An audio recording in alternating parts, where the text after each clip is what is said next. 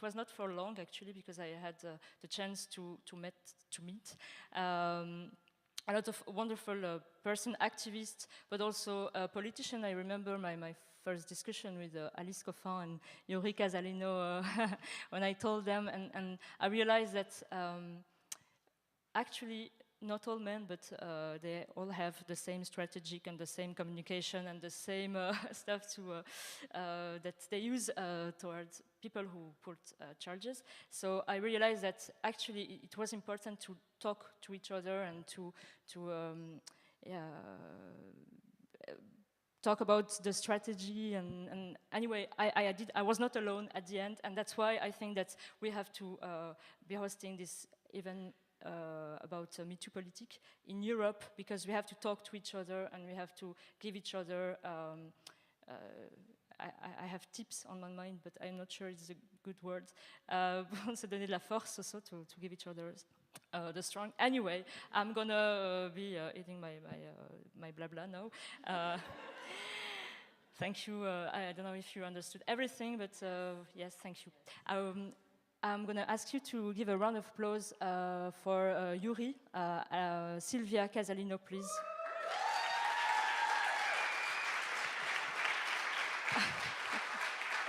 Thank you. She is one of the organizers of this event.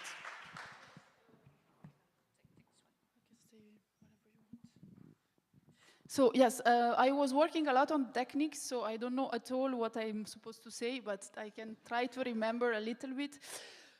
When we started with the Euro Central Asian lesbian community, which is our NGO, our meaning several people here are working for this NGO, everybody, almost everybody, our allies, the donors, politicians, the institution asked us, but why you don't feel covered or represented by LGBTI umbrella? And so one of the reasons why is that we always knew somehow that lesbians has been in the forefront of several different fights, from the LGBTI fights to the feminist fights, of course, passing through a lot of other struggles in the progressive rights. And I can give you thousands of different examples. I can give you the examples of, for example, the 70s and 80s, the feminist fights, where it was two Belgian women,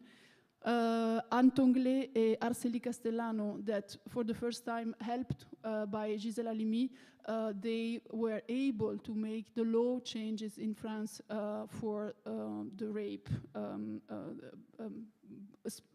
public, the way the law was thinking about the rape.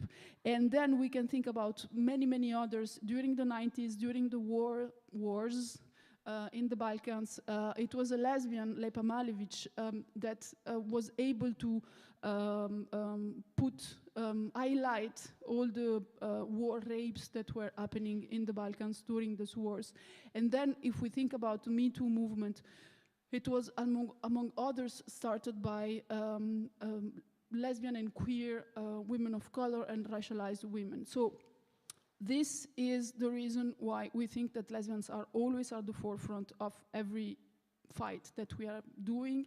And this is also one of the reasons why now we think that we have to start and we have to help and we have to push this fight also to create a Me Too in politics. And this is the reason why we were very happy to work with Siam and the City Council of Schaerbeek for that, and also the Observatoire of the Violence Sexiste et Sexuelle, and I will present it to you just after. I think that just for the end, our presence is really a revolution, is a revolutionary presence, because they don't want us. And so the only way there is all this violence against us is because the outside world knows that our presence, our simple presence is a revolution. And we have to push more and more to fight this struggle. And I think that we are here to stay. We are here to stay. And thank you very much for joining us today.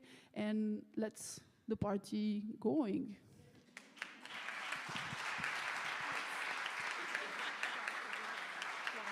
And I want to introduce you our amazing MC. She's a feminist, she's a journalist, she's a filmmaker, Florence Henault.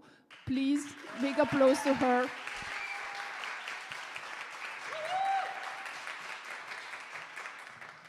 Damn, you're sweet.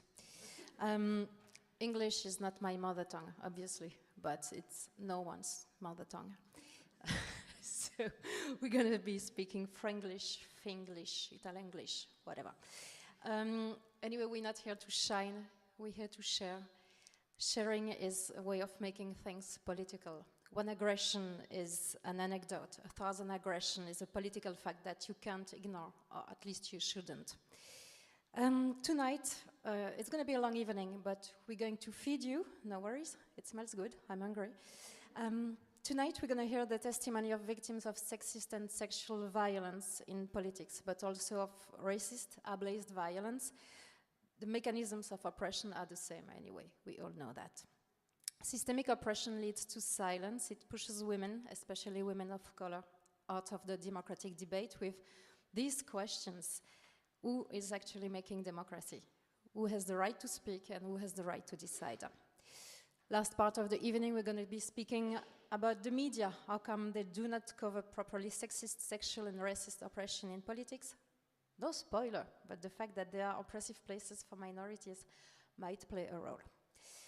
To cover those stories, to cover systemic violence, you need facts, you need testimonials, you need data. No data, no problem, no problem, no solutions.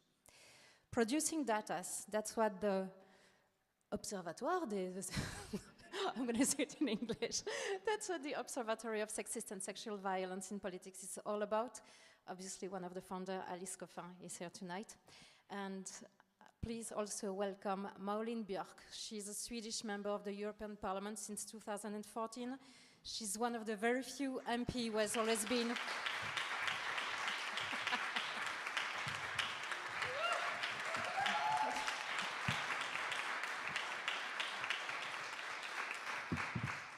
I have to say it because it's true. You're one of the only MP who has always been a great support to feminist activists, especially lesbian activists.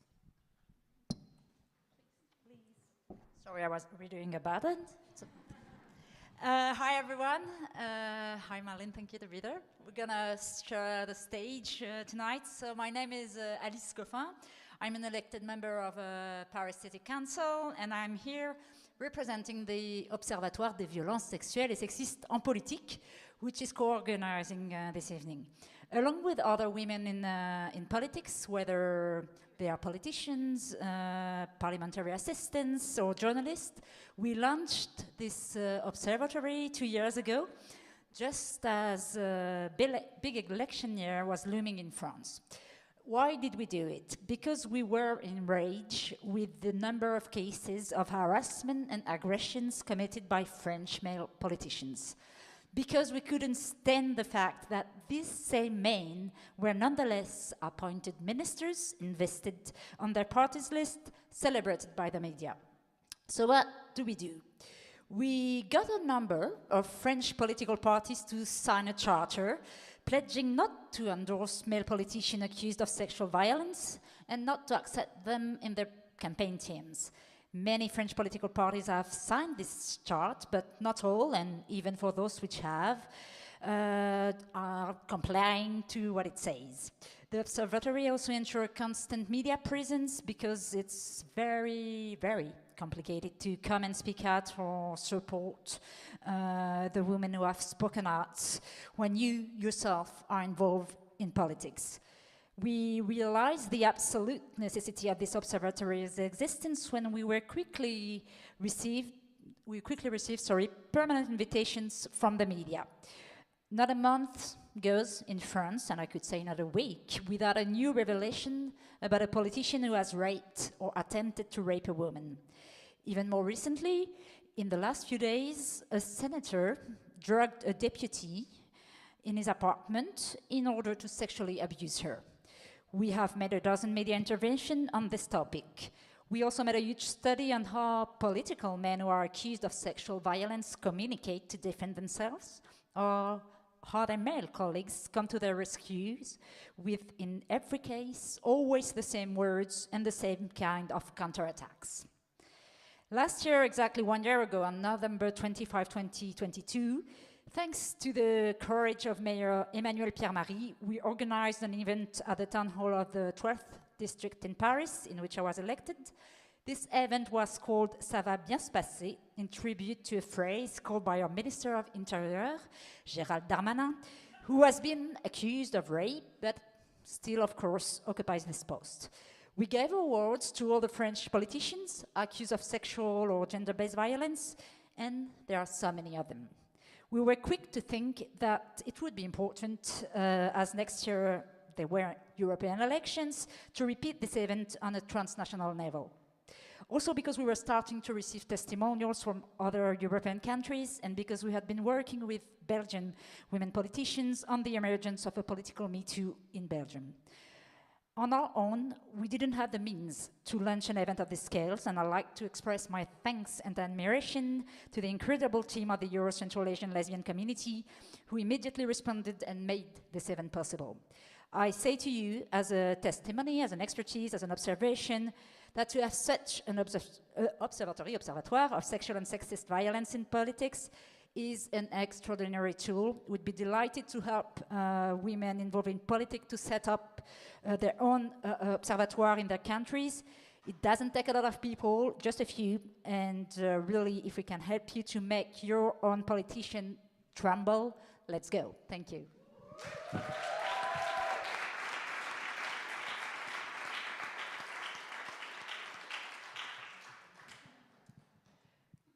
Well, I think, you know, all this work shows that I had in my notes here, what can politics do about it also? Because sometimes I think, you know, we are the ones that are supposed to make the rules. We are the ones that are supposed to make the laws. We are elected to do just that. And so we misuse that trust and that confidence that voters give us. And some of our fellow, you know, politicians abuse their power position to abuse women, racialized people, minorities. And that is something that happens in the European Parliament, it happens in our national parliament, in our local communities, here in Schaerbeek also. So I think, you know, what we need as political actors is to take that responsibility. We are already public figures, and sometimes it's difficult to decide to be extremely, you know, you're already very public. So to be extreme public and to denounce sexist violence and sexual violence can cost you quite a lot. And also, I was saying in politics, you compete. Everyone that has done politics, you know, you compete against your adversaries, you're passionate about it, and then comes this on top of that. So some people just, you know, you need a lot of support and courage and strength, and that's why you need these kind of circles. And Siam said it so well about, you know, I was alone, and then I was not longer alone. And what if every woman in politics would know that yes, it feels alone, but I am not alone, then I think we would see much more women daring to act upon that. So we need, you know, to use our unique position of power, of being in places where we make the rules, to make the good rules, to not, you know, be shy away from that responsibility. And that's what, you know, these representative ministers and others exactly do that. Because if they do that, everyone can do it. It just sippers down the whole system. If ministers get away with it, why wouldn't I? Why wouldn't this one? Why wouldn't that one? And I think the visibility is important because it makes people less alone. But then we have to stand up, and it's like it was said here, you know, if it's only one, it is brutal, it's violent, it's isolating. If we are many, then we are not brutalized and violated in the same way. It's just like that. So I think in that kind of sense, there can never, ever be enough of feminist solidarity. There can never be enough of feminist solidarity. And we need it more in politics, but it's very difficult to create, actually. And then also, of course, in the end, we also have to end impunity. how can you ever advance in politics when you have these casserole on you, when you have these more than casserole, I don't know what you're saying, you know, when you actually have these, you know, facts that you have committed. It should just be impossible. Thank you so much.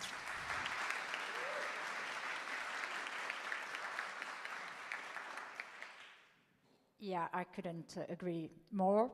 And back again to use this opportunity to be there on stage to present you, announce you the launch of a, I think, very important annual report study on sexual violences in European political circles. This came after many talks with different women politicians across Europe, activists, journalists, and always saying we're lacking data, we're lacking statistics. So I'm going to try to explain this, won't take long, and tell you what we're going to do about it. So day after day, we come to the realization, because we receive testimonies, consult articles on the subject, that sexual assaults by male politicians are not isolated occurrences, but correspond to a system, a systemic thought-out violence that is consubstantial with the male practice of politics, as it has developed historically and culturally. Nevertheless, to my face, just 2 days ago, on the television set of France's leading news channel, I was told, but no, it's not systemic at all, that's your woke delirium. Those were really the words, c'est votre délire woke. It's a matter of miscellaneous facts. Ce sont des faits divers, in French. To show, to prove that no, these are not isolated incidents, that these so-called incidents happen every day in Europe, and that these are systematic acts of violence that have terrible consequences, not just for women politicians or women involved in politics, but for democracy itself. We need statistics, we need data, and these figures do not currently exist. There's a study by the Parliamentary Assembly of the Council of Europe, PACE, dating back to 2018. There are statistics in France which say that 1 in 5 female parliamentary staff, 1 in 5, has been sexually assaulted, but we need a lot more. Here's how we intend to proceed, and I'd like to take this opportunity to appeal for funding, because carrying out such studies is expensive, and the fact that states or other players don't invest money in this area is also a sign of unwillingness to deal with the problem. So, what do we expect from such an annual report? We base ourselves on models such as the International Gay and Lesbian Association, ILGA's annual report on homophobia in Europe, Amnesty's annual report on human rights, or Reporters Without Borders' annual report on press freedom. Every year, those reports help to draw media and political attention to the subject they cover. Having such a study on sexual violences in politics would enable us to obtain press articles on the subjects and raise the profile on the issue, specifically because country rankings are a favorite feature of journalists. This ranking and study would also be a tool for feminist activists, women politicians, who could use it to put pressure on the authorities in their countries by saying, look, we've dropped 3 places, or so on.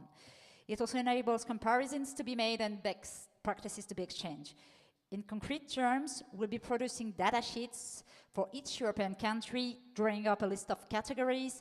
For example, the existent or non-existent of association dealing specifically with sexual violence in politics, the number of press articles published during the year on this subject, the existence or non-existence of watchdog units within the country political parties, the existence or not of structures within parliamentary assemblies to raise the alarm on the subjects, the presence of this fight in the political programs of each country's political parties, the number of feminists taking the floor during parliamentary debates, and so on. We think it makes sense for the French Observatory and all the other observatories we hope to see set up in other countries to join forces with ELC for this project, because historically lesbians do it better, and lesbians have always been present to defend the cause of all women. Thank you very much.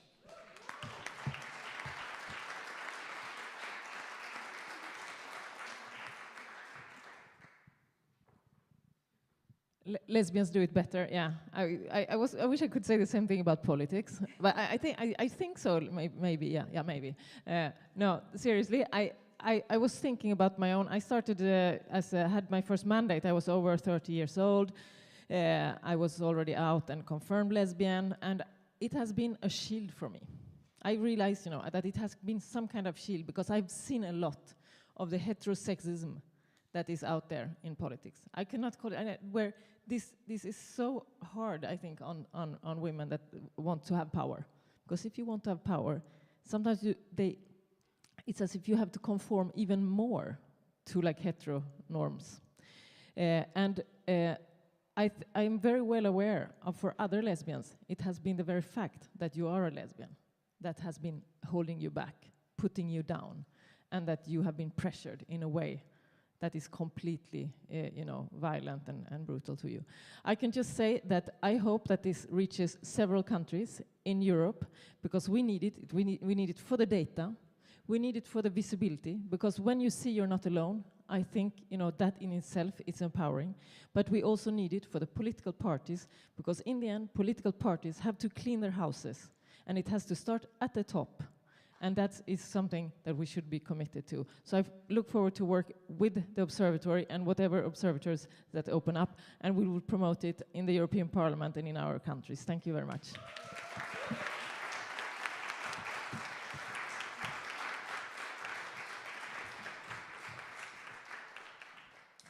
Yeah, if women don't speak up, there's nothing we can do. But I think women have always spoken out. We speak together. We've always warned each other of the danger. In 2010, a French colleague of mine told me never to accept an invitation from Patrick Poivre d'Arvor. He's the French TV presenter accused of rape and sexual aggression by dozens of women. So I knew, we knew. I mean, they all knew in politics like in journalism. But what we have to say, it's not convenient for them. So they don't want to listen to us. And Me Too is not a liberation of speech, it's an obligation to listen.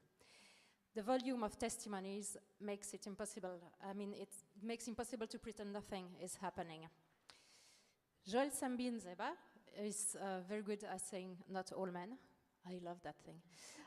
She's an author, a poet, a slammer, a filmmaker, and she talked to female politicians and she collected testimonies.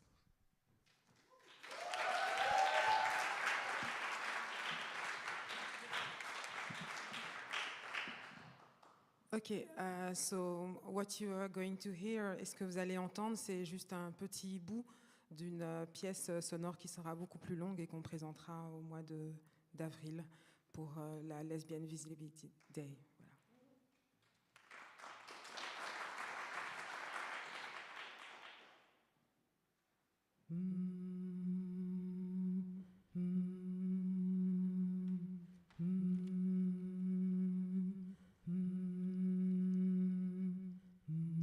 Tu entends? Tu les entends, n'est-ce pas? Non? Vraiment, tu n'entends pas? Ok, attends. In 2023, at the end of July, one driver tried to go over me by his car. Then he came out of the car, closed the door with anger and hate. I saw this violence. I saw the eyes of these people who punched me and who shouted at me and say very bad, vulgar words.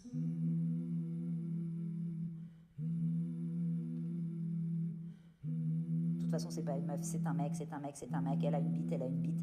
T'aurais besoin de te faire violer par des noirs, t'aurais besoin de te faire violer par des musulmans. Sale lesbienne. Féministe de merde, t'es trop radicale, tu es élue de tout le monde, pas que de ceux qui pensent comme toi.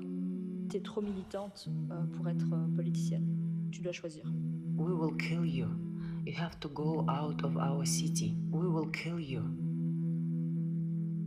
Une dizaine de jours après mon élection en tant que conseillère de Paris, j'étais amenée à mener une campagne politique pour que l'adjoint à la culture de Paris, dont les liens de proximité avec un écrivain pédocriminel qui s'appelle Gabriel Matzneff avaient été révélés par les journaux, pour que cet adjoint à la culture soit démis de son poste, tellement ça paraissait inconcevable. Et s'en est suivi vraiment une réaction ultra lesbophobe de l'ensemble de la classe politique et puis de toute une partie de la population.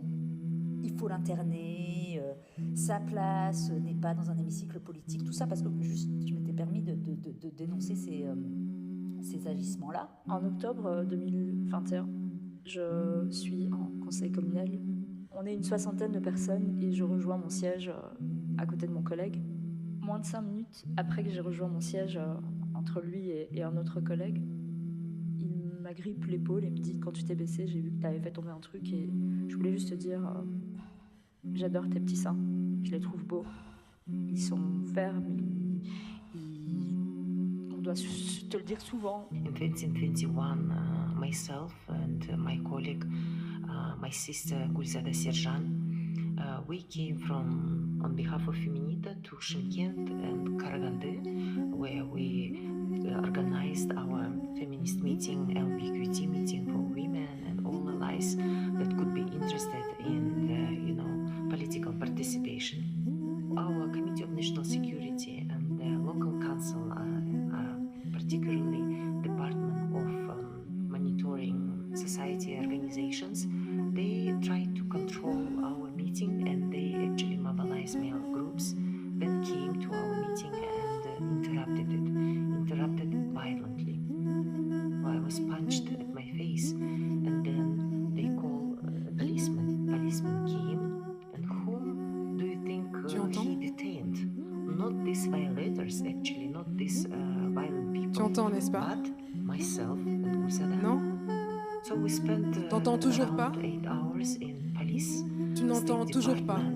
In Abayskaya Rob. Pourtant, ça grince, non? Ça grince dans les couloirs de la citoyenneté. Il est temps de ramener sur Ça terre grince dans les couloirs de des la élus qui citoyenneté. sont intouchables. Le mouvement MeToo, il est essentiel dans Tu tous entends? les domaines, mais je pense qu'en politique, c'est... Tu entends, n'est-ce pas? Alors dis-moi combien? Combien de corps faut-il? Combien de bras? C'est tout à fait particulier. Combien parce de qu'en corps fait, à force faut-il? d'observer Combien ça, de bras?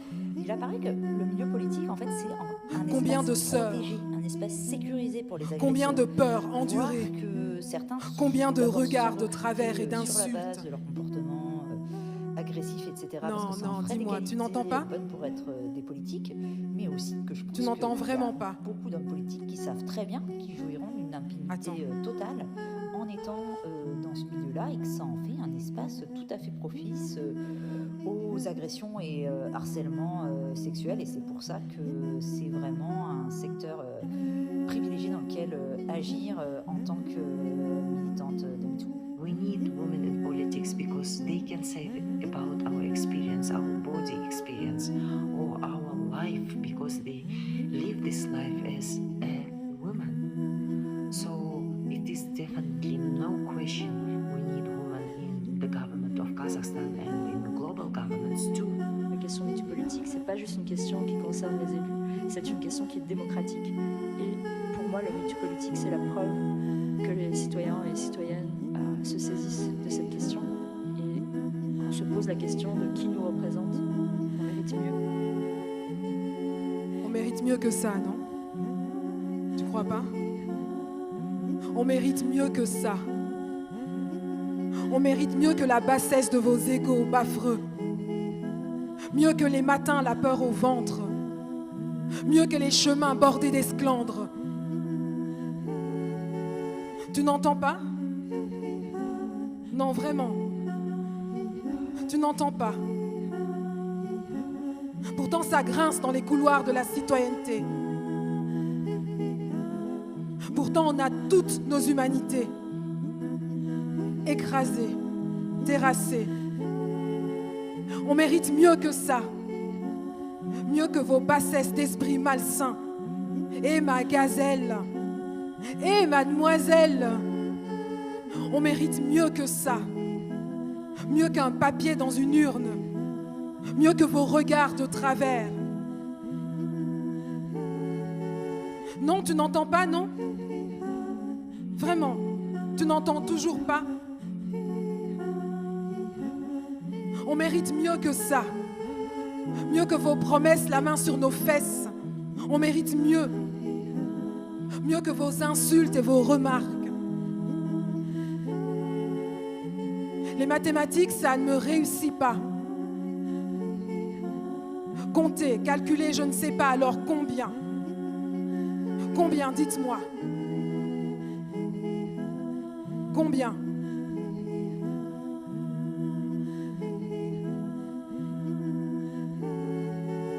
Combien de sœurs faut-il? Combien de morts faut-il? Combien d'enfants tabassés, de femmes violées? Combien de carrières abandonnées, d'espoir en angle mort? Combien? Non, non, mais non, tu n'entends pas, n'est-ce pas? Tu n'entends pas? Ça grince dans les couloirs de la citoyenneté, mais on n'entend pas.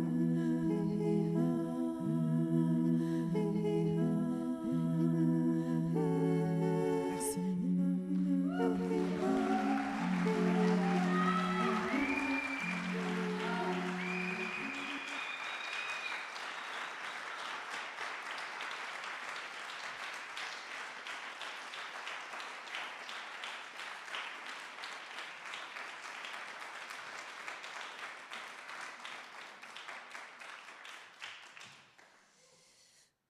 Politics is like the Fight Club.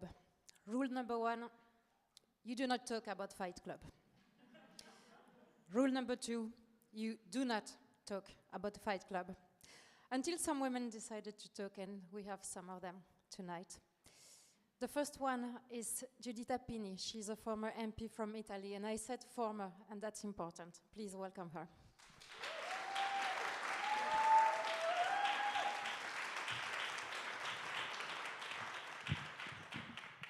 Thank you very much. Words do have the power to change the world. This is a core concept lying at the very root of our culture. If we carefully focus on this idea, we realize we have already heard these words at least 1,000 of times. In the beginning was the Word. What differs the before and the after is the Word, nothing else. But I didn't come here to give you neither a theology class nor a religion lesson. Don't worry. I intended to resort to such an opening statement in order to stress that politics embodies the secular persecution of that lesson. Thanks to the words and the appropriate use of them, those who are in politics and do politics, those who have crucial institutional roles, have the power to change reality. Words are power. It is therefore not a coincidence that the intersectional fights for the transfeminist movement foresee the use of the words. And it is no coincidence that words are used as a weapon in politics, even within parties, to undermine not only opponents, but especially female politicians. Italy is a way behind other countries in gender equality. Do not let yourself get fooled by the fact that in Italy now, in 2033, as a female prime minister, the first ever in Italian history. Only 33% of members of the parliament are women. Only 1 out of 20 regional presidents is a female. And only 15% of mayors are women, and none of them is currently in charge of leading major cities. The reason is crystal clear. Italy's society is groundedly patriarchal, machist, and sexist, and the Italian parties still do reflect Italian society at all levels. Back in the years, when I first got myself involved in politics within the Italian Democratic Party, I would have never thought that the political framework was so disappointing. I came from the student movement, where the question was not even there, since the majority of the grassroots activists I was engaging with were women. But when I entered the Democratic Party, I immediately realized that the situation was completely different. And back to words. Women in politics, unlike their male colleagues, are called by their first name and not their last name. In addition, Italian female politicians tend to adopt a submissive attitude. Wear sober clothes, preferably with masculine cut, hiding their bodies. Women in politics in Italy soon learn, wanting or not, that any political step they may take within the party they represent will be sexualized. If a female politician runs for a political role in Italy, it is because she is having a sexual affair with someone in politics. If she doesn't run for any, it's because she is not sleeping with someone in politics anymore. If a female politician succeeds in politics in Italy, it is because she is in someone's daughter, someone's sister, and so on. Usually, this thing happens behind the back of female politicians themselves, but sometimes not. This is what happened to me on January 30, 2014, during a debate in the Justice Committee at the National Chamber of Deputies. A colleague of mine, a member of the parliament from the Five Star Movement, Massimiliano De Rosa, shouted at me, like he was very angry, out and loud and say that all women in the Democratic Party had been elected because they had, pardon, this is a quote, they had given blowjobs. The following day, he was interviewed by a journalist and he reacted to the critics overwhelming him by saying that he has expressed what all Italians think. How could he be wrong? Despite his ignorance, he spoke his mind. In Italy, the common thought that elected female politicians get appointed only because they have sex with their leader of their political party is the norm. And this is how the harassment are normalized. It has happened to me another 100,000 of times. One day, I ended up on a social media account of a member of the parliament from the Italian far-right party, Lega, who was publicly asking his follower to teach me respect. I received emails and letters carrying death threats, rape threats. I got thousands of comments and private messages insulting and attacking me just because I'm a woman. This has never happened to any of my male colleagues. No one of them get criticized on the basis of their real or presumed sexual conduct. No hater wishes them neither to get raped, not to die so easily. This attitude is the most violent expression of a rooted patriarchal culture that has been welcomed for centuries and still is supported in Italian politics, especially by the male politicians from the right wing, the same political force which consciously started using patriarchy as a weapon against women representing rival parties. Matteo Salvini, who maybe you have heard, who is the current vice president of the Council of Ministers, used to show on public stages carrying blow-up dolls and say, "This is Laura Boldrini," who was the president of the Chamber of Deputies at that time.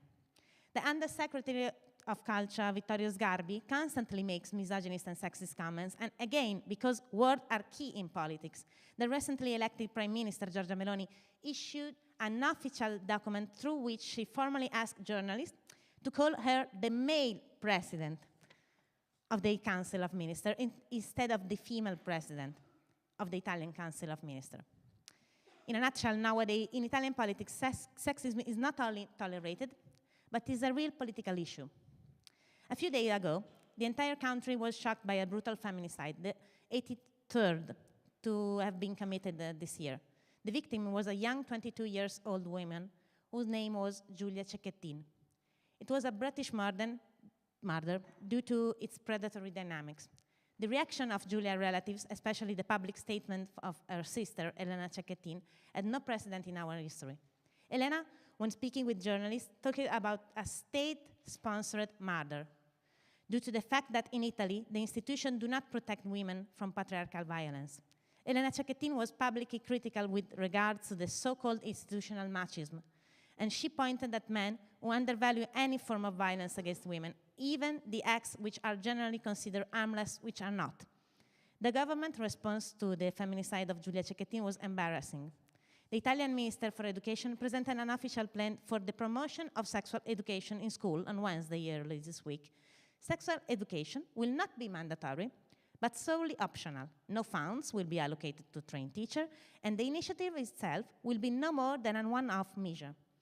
Italy is one of the few countries in the European Union that does not provide any effective sexual education in school, according to the eradicated beliefs of the Italian right, that educational issues are prerogative and matter of interest of family only. So I will go back to work. 2 words also. 2 words. I'm almost finished. In my opinion, politics is the best means to change the world, because it does so, thanks to the words. Teaching the citizen of tomorrow respect and equality at school would make a cultural revolution, but this will never be a thing if such a revolution doesn't start with us, with the parties we serve. Some steps have been taken in Italy lately. The recent election of Alice Line as the first ever female secretary of the Democratic Party was a clear signal for our electorate. We must change, and the change will start from women. Unfortunately, there is still so much work to do. Talking about it with you today has provided me with the invaluable chance to understand that the alternative way to do politics is possible. The best way to do it is by starting naming things with new, proper, represented words. Thank you so much.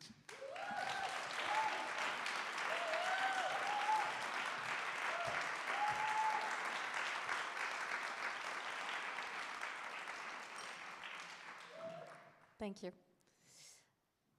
The next person, the next testimony is from a former MP from Portugal. I said former. Racism, sexism, ableism, you name it, she got it. Yeah, but she really got it. Please welcome Joacine Catar Moreira.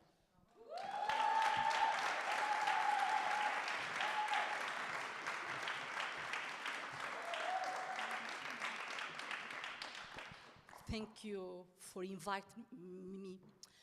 English, it's not my colonial language. My colonial language is Portuguese, so I'm sorry.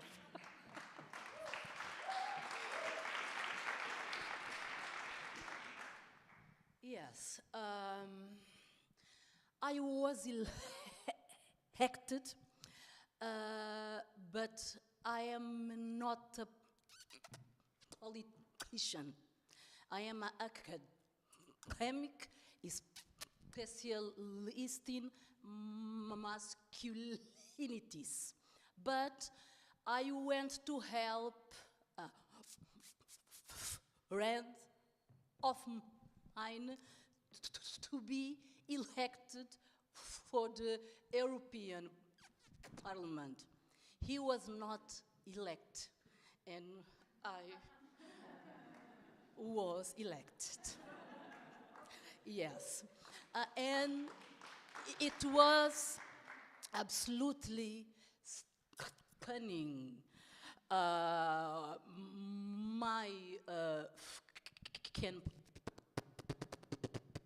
campaign has less than 10,000 euros. So we had not money. I had money just for one outdoor, and I had one outdoor, and I was elected anyway.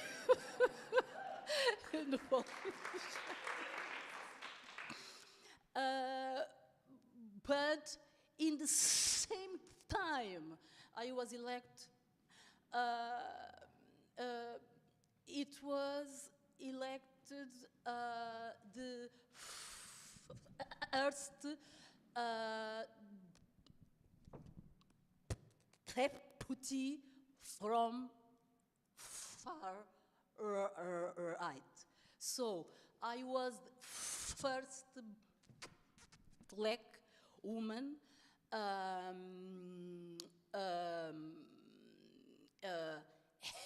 head, yes, in the national election, and he was the first candidate for an extreme right, far right party. I didn't imagine that I was the target and not him. Not him. I was I am. I am anti-racist, activist. Me and Alexa, we create the Black Portuguese Institute of Women, etc. Nobody know me in Portugal because I am anti-racist activist and academic. But after the elections, nobody wants me to speak about racism. Yeah. You can't speak about it. They will kill you. And say, but I'm an activist. I'm an anti-racist activist. No, don't do that. They will kill you. And they want to kill me, but I'm alive yet. Yes. And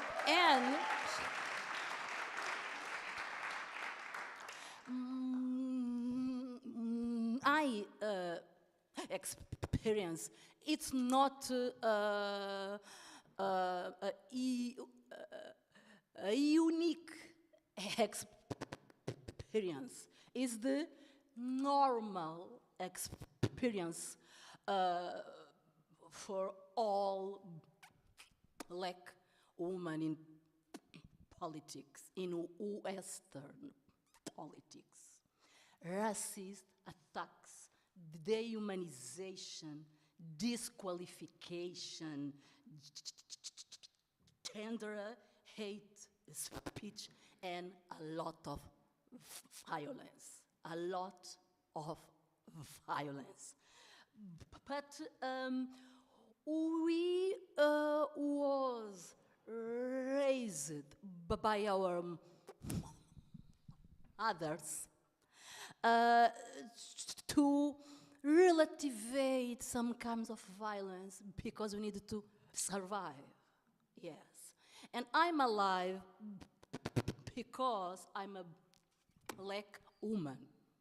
Because I think that the kind of dehumanization, I know that I'm a stutter.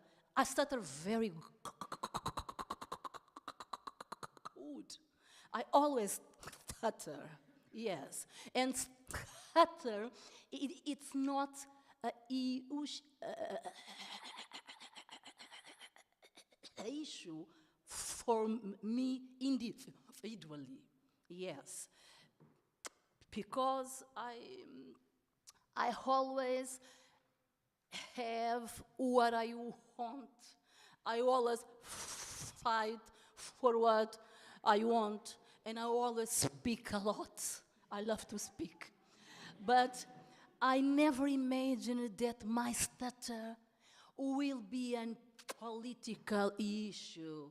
One here, political issue. She's not for that. She's not prepared for speaking in public. She can be deputy. She stutter. I have a PhD. I am a very good student since my 8 years old. And they always say that I'm not enough. Yes, I'm not enough. I'm not enough for that, enough for this. Yes. I always be in this arena, yes, like an anthropologist. I observe all the violence. I analyze it, yes. I say, oh, wow, okay. What you want is this. If I say that, I will provoke that one. So I will say it. And I say it. Yeah, if I do this, I will do, so I was an activist, but also an anthropologist in the Portuguese parliament. Analyze everything, sees everything, and they want to kill me, but I want that I kill them too, because they didn't know what to do with me.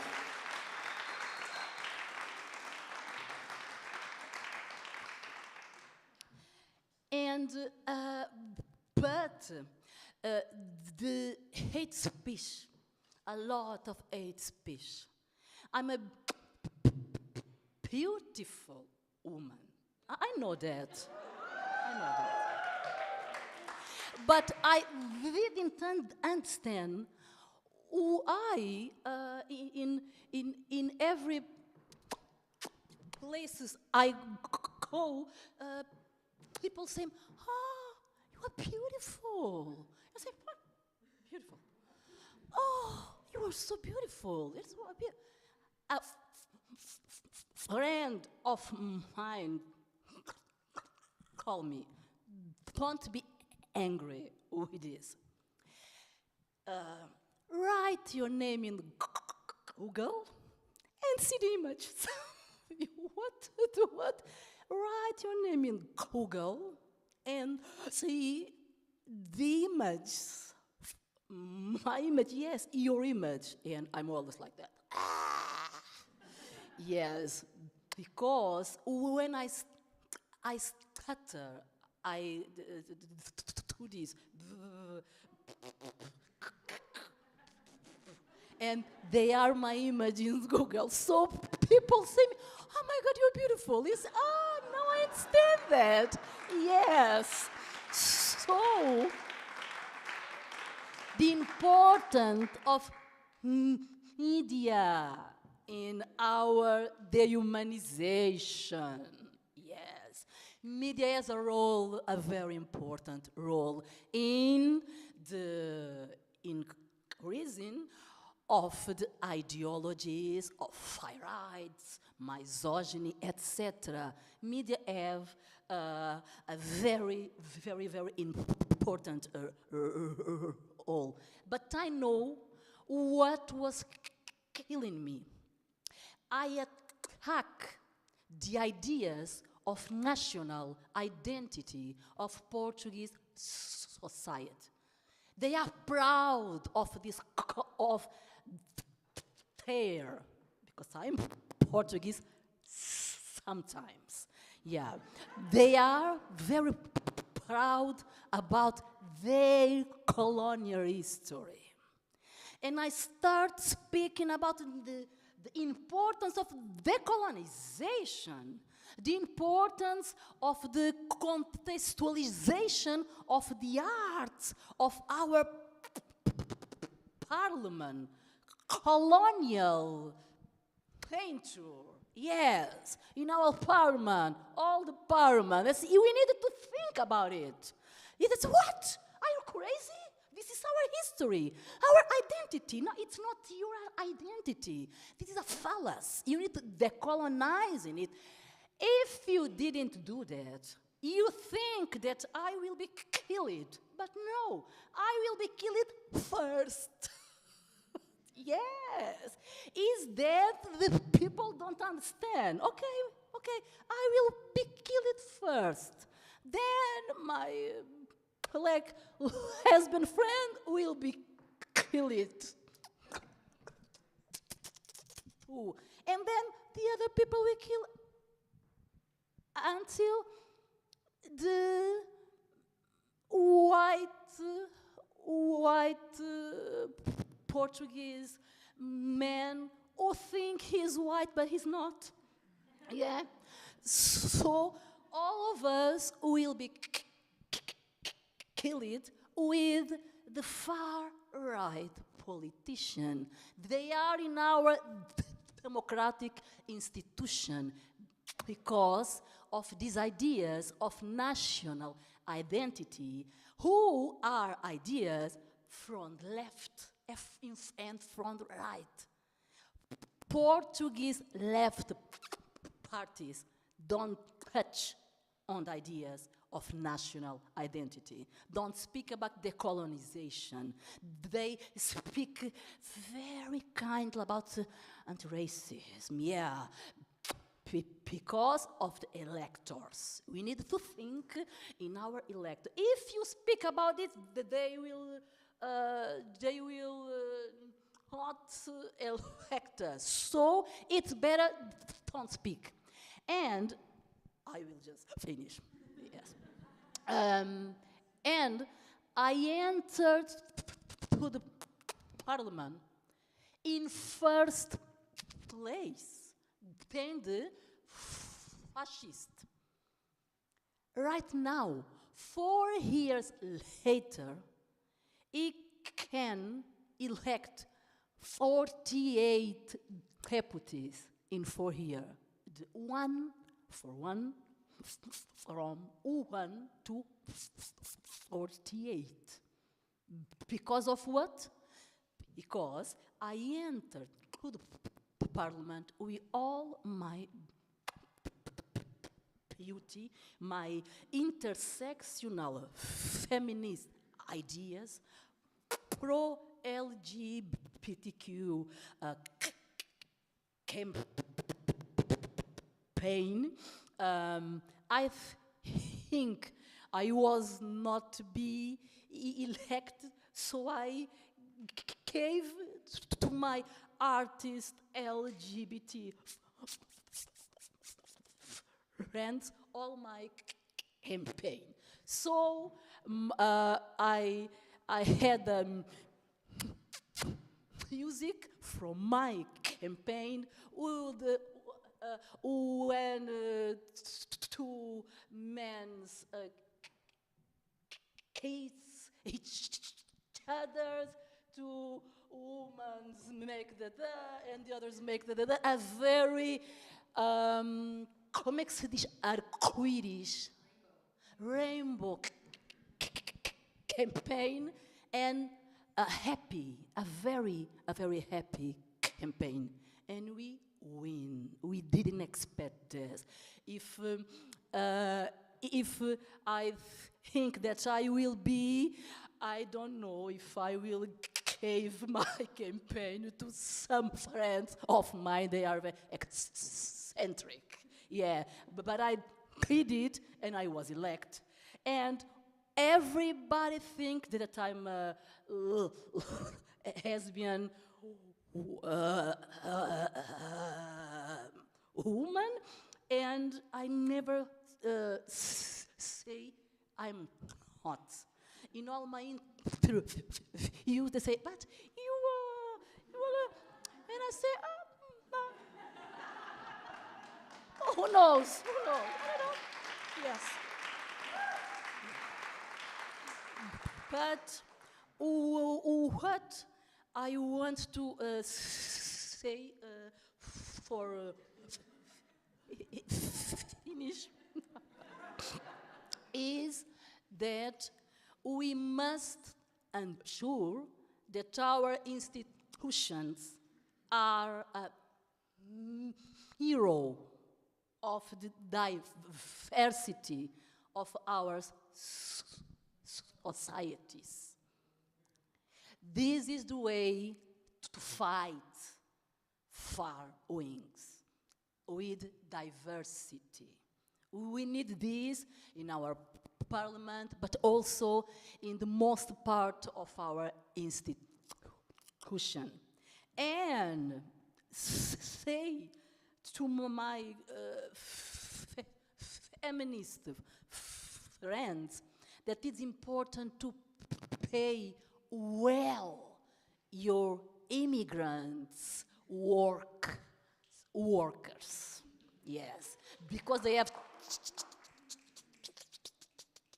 children, and we want for one of them can be in our national parliament some days. Thank you.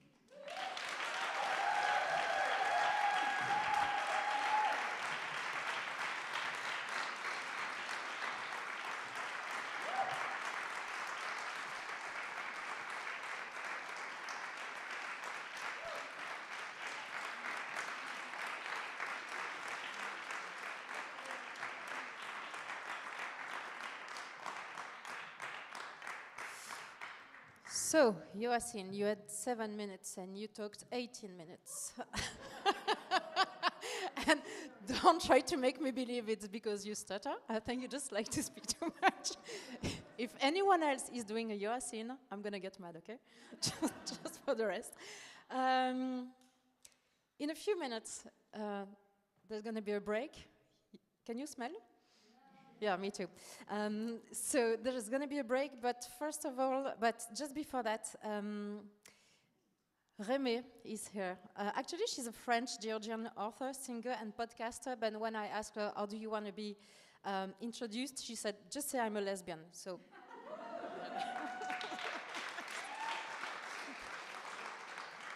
So Remé is a lesbian, shit happened, and the song was written for a play, and it was about a fatal love story. You hear me? Okay. Okay, we gotta wait that the lights are down because I think we are missing some lesbian drama. Right? I'm French-Georgian, and I wrote this song for play that is called Fedra in Flames, that is right this moment that we're talking, played out at National Theatre here. It is a rewritten story of Fedra, so such a lesbian drama. Very young girl falls in love with this queen, and it doesn't end very well, as you can imagine.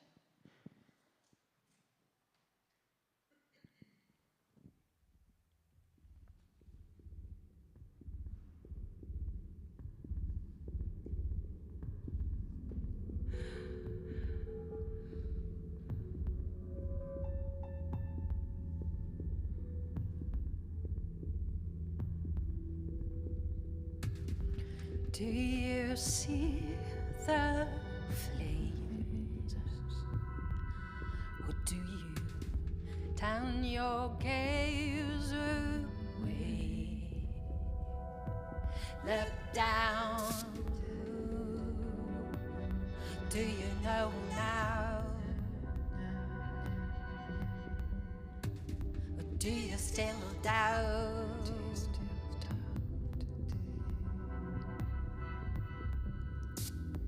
From the first glance, my mind is sad. Should I stay or should I love or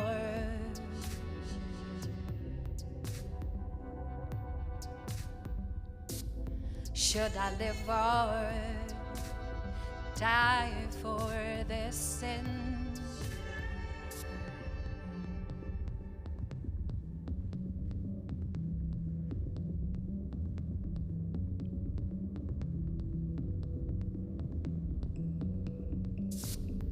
Hold me closer into your holy waters. I'll be thinking,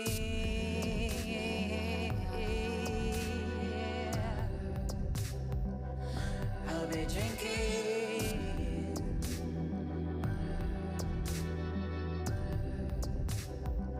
not ever thinking.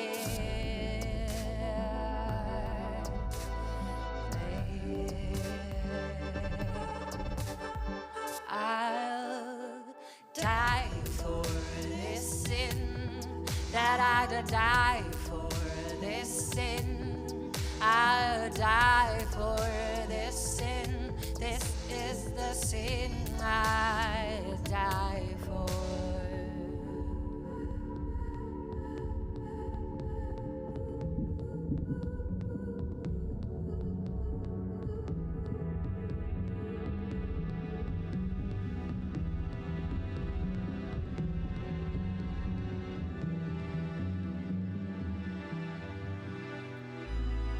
I leave you in the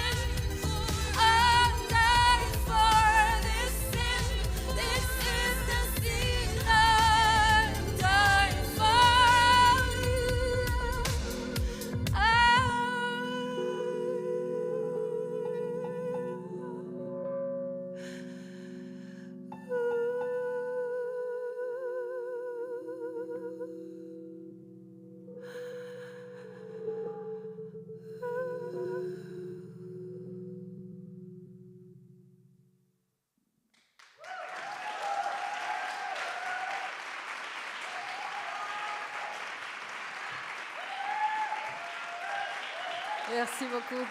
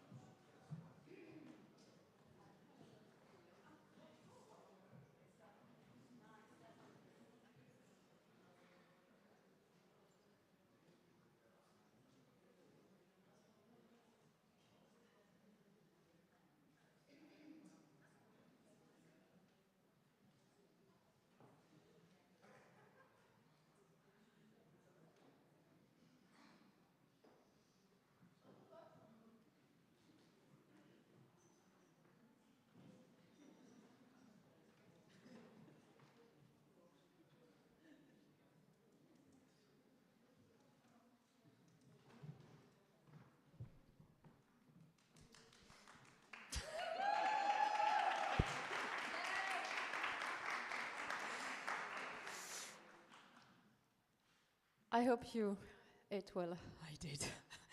Too much. We already start to talk about it, Yasin, during 18 minutes. The issue...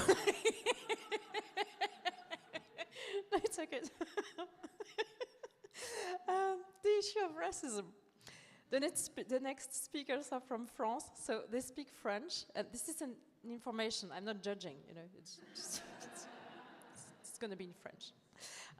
Please welcome Nadera Belletresh et Asia Ifi, co-founders of l'Observatoire du racisme en politique.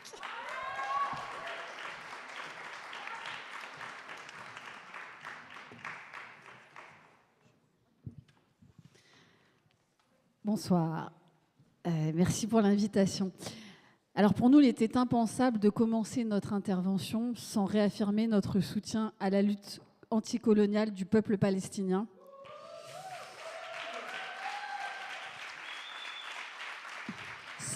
Sans condamner le pinkwashing du gouvernement d'extrême droite israélien quand des militaires ont l'indignité de hisser le drapeau LGBT à Gaza, rendu cimetière pour des milliers d'enfants selon les mots de l'UNICEF. Nous appelons toutes les féministes et toutes les personnes queer à exiger un cessez-le-feu urgent et définitif et aussi à se mobiliser à nos côtés contre la montée de l'islamophobie et de l'antisémitisme partout en Europe.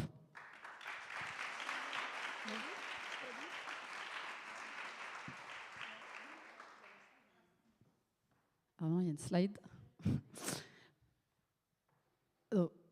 Partout en Europe, justement, la question des inégalités et des violences raciales est criante. Face à la montée de l'extrême droite, des militants s'organisent partout en Europe pour lutter contre le suprémacisme blanc.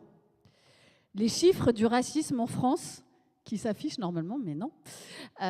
Donc il y a 1 million, on estime qu'il y a 1 200 000 personnes victimes de racisme et de discrimination en France. Ça, ce sont les chiffres, il y a quelques chiffres officiels. La réalité est bien plus grave que ça, puisque la majorité des personnes victimes de racisme n'osent pas porter plainte dans des commissariats où on sait qu'il y a un fort taux d'adhésion à l'extrême droite. Au-delà de ces chiffres, le racisme en France, c'est quoi ? C'est, il y a 3 jours, un ancien candidat à la présidentielle qui affirme que l'islam n'est pas compatible avec la France et avec la République. C'est un député qui déclare que la haine du juif est l'aphrodisiaque de toutes les masses arabes et qui continue à être invité sur tous les plateaux télé. C'est un éditorialiste qui parle d'antisémitisme couscous. C'est à Nice, la semaine dernière, un maire qui diffuse des fake news en affirmant que des enfants musulmans ont organisé une prière dans une école alors qu'il s'agissait d'un simple jeu de fantômes. C'est un préfet, encore cette semaine, qui établit un lien direct entre immigration et terrorisme. C'est un policier qui tue à bout portant Naël, un jeune de 17 ans d'origine arabe. Ce policier qui devient millionnaire grâce à une cagnotte de soutien et qui vient de bénéficier, en attendant son jugement, d'une remise en liberté. Ça, c'est seulement 15 jours de racisme en France. Et aucun de ces politiques et aucun de ces journalistes ne sera inquiété. En France, le racisme est partout, le racisme tue. Devant l'urgence d'organiser une riposte, nous avons créé l'Observatoire du racisme en politique. Car de nombreux partis continuent d'utiliser des personnes racisées comme caution sans jamais faire de la lutte antiracisme une priorité. En France, les militants antiracistes sont criminalisés, des associations sont dissoutes, des universitaires sont mis au banc. Les femmes politiques racisées qui osent poser la question raciale sont intimidées, cyberharcelées, souvent menacées de mort et de viol. Et même lorsqu'elles ne portent pas ces luttes, elles sont confrontées à l'expérience croisée de la misogynie et du racisme. En début d'année, la présidente de l'Assemblée nationale a ainsi confondu deux députés noirs. L'une d'elles a été obligée de lui rappeler que non, toutes les femmes noires ne se ressemblent pas. Les femmes politiques racisées sont ramenées à leur corps comme toutes les autres femmes, mais un corps qu'il faut blanchir. Celles qui portent des cheveux naturels, crépus ou frisés se heurtent souvent à des commentaires haineux. Quant aux femmes d'origine arabe qui osent soutenir les femmes voilées, elles sont immédiatement accusées de soutenir le projet complotisme d'islamisation en France. Moi-même, lorsque j'étais candidate aux législatives en 2022, au-delà des remarques sexistes et d'une campagne lesbophobe, j'étais constamment confondue avec une autre candidate d'origine arabe de droite. Et une partie de la gauche était venue me voir en me menaçant de ne pas faire ma campagne si je soutenais le burkini dans les piscines. Face à ces violences, permettre aux militantes et militants racisés et véritablement antiracistes d'accéder aux postes à responsabilité en politique est fondamental. Mais rien ne changera si le racisme systémique n'est pas déconstruit à la racine. Alors qu'une grande étude européenne relève qu'une grande partie des Européens sont fiers de leur ancien empire colonial, il est urgent de faire un droit d'inventaire sur la colonisation et sur les représentations racistes qui structurent encore notre imaginaire collectif. Il est urgent de construire un projet politique véritablement antiraciste et postcolonial. Il est urgent de mettre fin à l'impunité en rendant inéligibles les politiques condamnées pour haine raciale. Il est urgent de décoloniser nos espaces publics des nombreux symboles comme les plaques commémoratives ou les statues qui célèbrent des colonialistes et des esclavagistes. Il est urgent de former les partis politiques et les médias et d'enfin libérer la parole sur la réalité du racisme au sein des partis politiques et des institutions. C'est pourquoi notre observatoire lancera une étude inédite, une sorte de MeToo du racisme en politique. Nous sommes dans une période cruciale face à la montée de l'extrême droite partout en Europe. Elle vient d'arriver en tête des élections législatives aux Pays-Bas. En face, peu osent mener une véritable bataille culturelle qui, pour l'instant, est acquise aux extrêmes droites. Depuis plusieurs années, elles bénéficient d'une véritable dynamique sur l'ensemble du continent européen. Elles ont pu accéder au pouvoir dans de nombreux pays. Elles sont également vues comme l'opposition principale ou bien placées dans les sondages dans les autres pays. En juin prochain, auront lieu les élections européennes. Et pour l'instant, ce sont ces partis qui arrivent en première position. Nous devons prendre la mesure de l'urgence et de la menace qui est face à nous. Nous, féministes, lesbiennes, antiracistes, savons mieux que quiconque la nécessité de mener la lutte pour nos vies et contre les extrêmes droites. Partout en Europe, organisons-nous.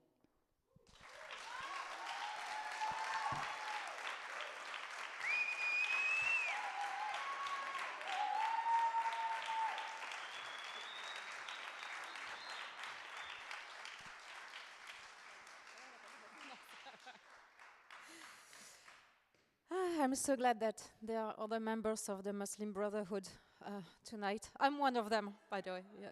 No. I'm a member of Muslim Brotherhood. According to the people who harass me, my white privilege didn't protect me from that. Damn. Priscilla Zamor.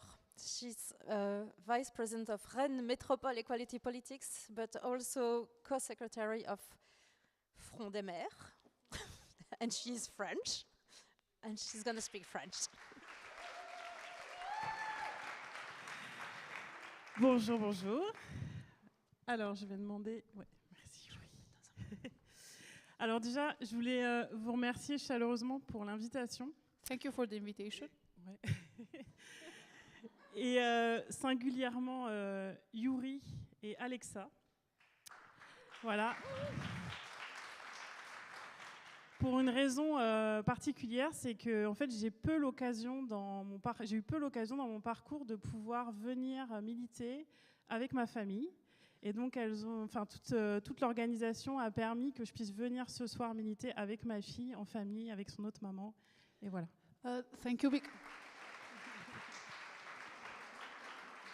Priscilla wants to thank the organizers because she was able to bring her daughter and her family in at this event, and it was not a lot of time that she can travel with them and spend some days with them. Alors donc, pour parler de racisme en politique, pour moi c'était important peut-être on m'a demandé en fait de parler de ma trajectoire, de témoigner. Et en fait, avant de parler de mon engagement politique, c'était important de vous donner 2-3 éléments quand même qui m'ont motivée. Donc le premier, c'est en termes de première expérience du racisme, c'est vraiment l'éducation nationale française.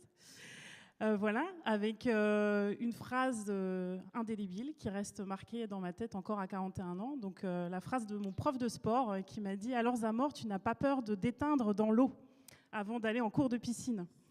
Et donc c'était une double violence pour moi parce que à la fois c'était l'institution, l'éducation nationale.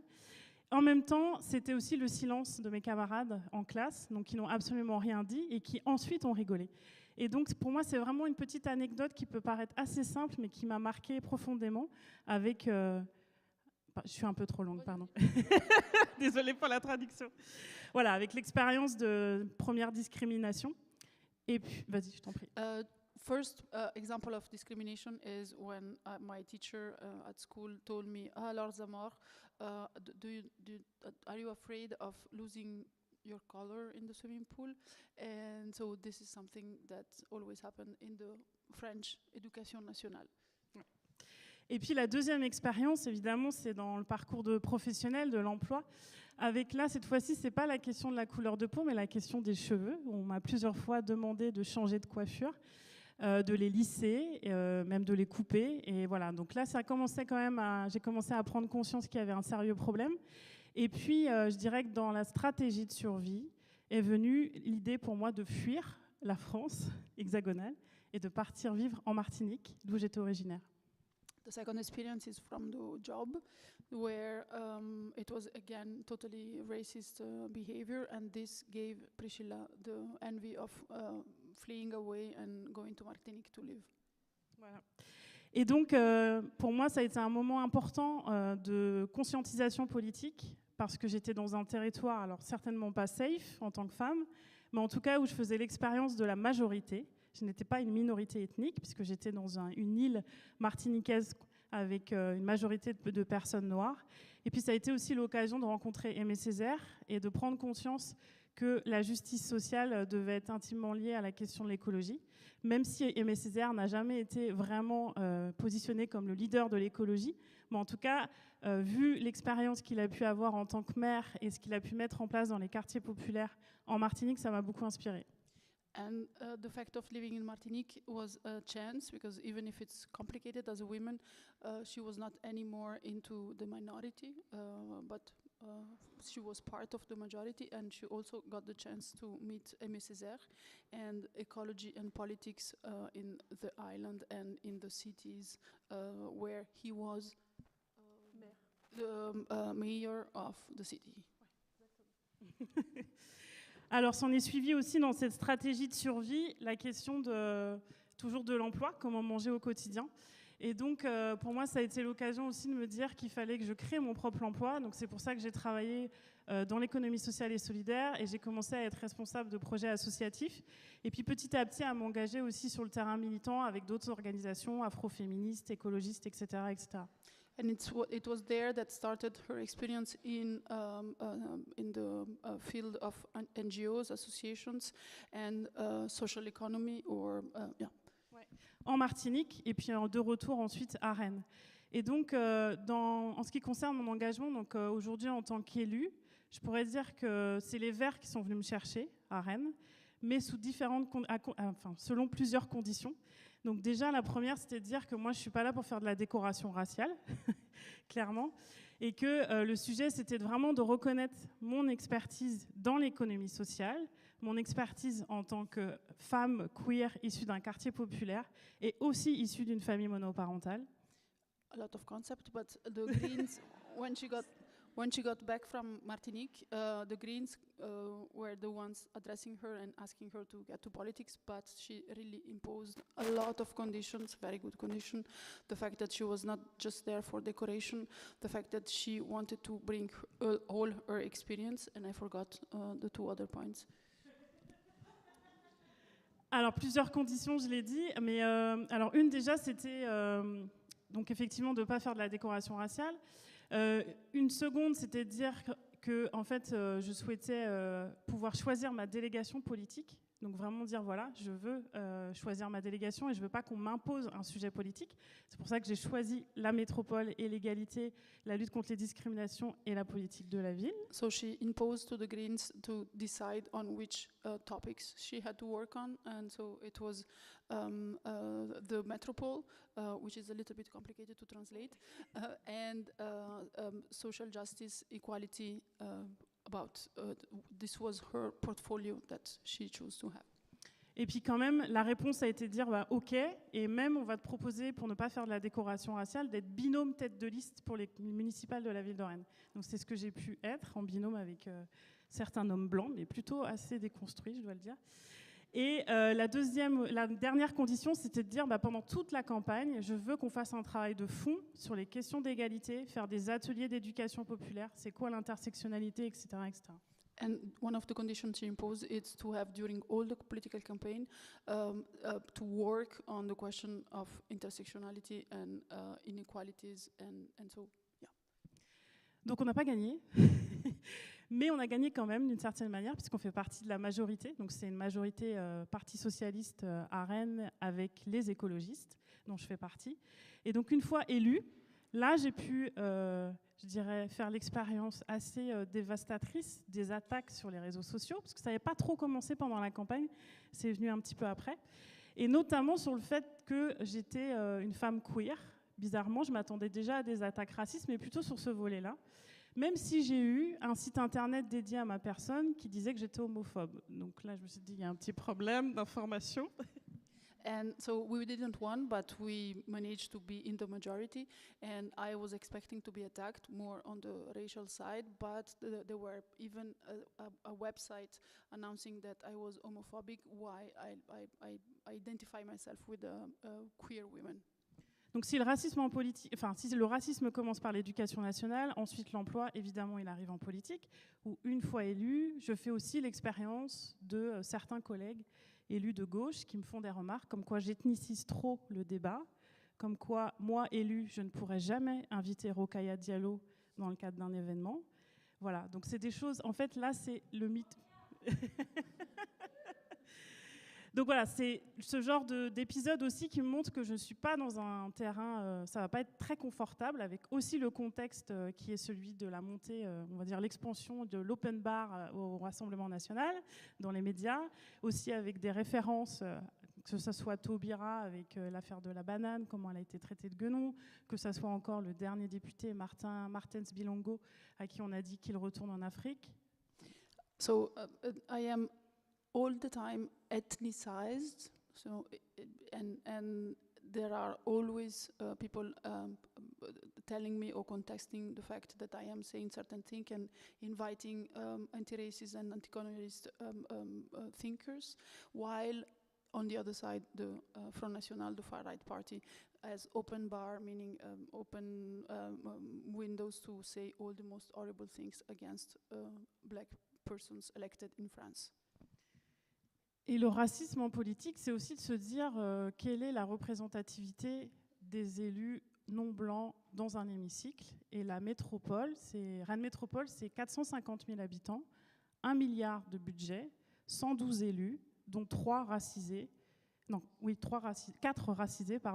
2 de droite. So the metropole, the place where Priscilla is elected, is around more than 100,000 people represented in the metropole, more than 1 billion euros as a budget, 3 persons of color elected, four persons of color elected, and 2 of them are from the right. Et le racisme en politique, quand il est insidieux, c'est quand vous êtes en réunion, qu'on vous coupe souvent la parole, qu'on reformule ce que vous dites, que peut-être parfois on vous enferme aussi dans votre propre délégation, puisque vous êtes la personne racisée en charge de l'égalité et de la lutte contre les discriminations. Donc vous n'avez peut-être pas d'expertise sur les autres sujets comme l'urbanisme, comme l'eau, comme bref, d'autres sujets qui ne sont pas ceux directement liés à la question de l'égalité et de la lutte contre les discriminations. Et puis le racisme, je dirais, il est aussi lié à une expérience du sexisme, en tant que j'en parlais tout à l'heure avec Nadera en disant que, en fait, une réalité aussi, c'est la question des gardes d'enfants. Donc, en tant qu'élue femme, comment on fait à côté? Et par exemple, à la métropole, nous n'avons pas de frais de garde pour les enfants quand on a des réunions le soir, même si ça existe pour les agents. Donc, c'est aussi des petits détails, mais c'est pas anodin. And there are multiple details that are impeding or impeding us of working normally. I'm always reminded that I have to only take care of my portfolio, even if I can have expertise on economical things, etc., because I am the black or the racialized women elected there. And also there is a lot of difficulties as a woman because I have a kids and there is no protection or per diems for taking care of my kid when our meeting take place during the night. Heureusement, j'arrive à faire des choses. Et surtout, il y a Front de Mer. Donc Front de Mer, c'est un syndicat de parents des quartiers populaires, né en 2016, qui existe en France, donc à Bagnolet, Strasbourg, bientôt, Rennes, à Barcelone et aussi à Bruxelles. Et donc c'est un lieu safe dans lequel on peut travailler sur la défense des droits des enfants, la lutte contre les discriminations et faire preuve de radicalité politique et pacifiste. Et donc j'ai envie de dire, c'est aussi une question de santé mentale de militer dans des organisations comme celle-ci. But hopefully there is Front de Mer, which is the NGO created in 2016 that exists in France, Rennes, in Brussels, and also in Spain. And it's, for me, a life-saving or a totally healthy activity to be able also to work and be an activist within this organization, Front de Mer. Donc en tant qu'élu à la métropole, un des objectifs, c'est de créer un observatoire métropolitain des discriminations pour mesurer, quantifier, faire réseau avec les autres observatoires des discriminations en France, notamment celui de la Seine-Saint-Denis, Villeurbanne, Nantes, qui est en création. C'est aussi de s'associer avec d'autres observatoires en Europe pour vraiment travailler le sujet, puisqu'on n'a pas de politique nationale de lutte contre les discriminations sérieuse, avec un vrai budget, avec des vrais moyens. Et de l'autre côté, avec Front de Mer, c'est de pousser à fond pour faire du plaidoyer contre les violences policières, pour l'égalité des enfants, contre les inégalités scolaires, et puis aussi d'utiliser l'écologie comme un moyen d'émancipation. Et donc pour moi, cet équilibre, il arrive vraiment sur le fait d'avoir un pied dans l'institution et un pied sur le terrain. So as a politician, I can have both feet in two different worlds. On one side, I can observe, push the fact that there are a lot of observatories that are collecting information on several discriminations and racial justice or justice for all. And on the other hand, I can work with Front de Mer, I can work on my NGO, and with this NGO we can take care of against violence, police violence, against the fact of not having ecological measure in the neighbors, in the different part of the city. And so this is again life-saving. Ouais. Et pour conclure, je dirais juste que, en fait, cette créolisation, cette hybridation entre deux statuts qui me permet d'avoir un équilibre dans mon activisme politique, vraiment, j'espère qu'on va pouvoir arriver à une alliance beaucoup plus forte entre les organisations féministes, entre les organisations queer, entre les organisations écologistes, parce qu'on l'a dit déjà plusieurs fois dans la soirée, l'extrême droite est hyper bien organisée, avec une stratégie très claire. Et en fait, les entraves qu'on peut avoir à gauche, bon, à droite, c'est classique, hein, on les connaît. Mais en tout cas, à gauche, nous freinent, nous ralentissent. Et on a vraiment besoin de s'auto-organiser tous ensemble. Alors, sans oublier nos propres identités militantes.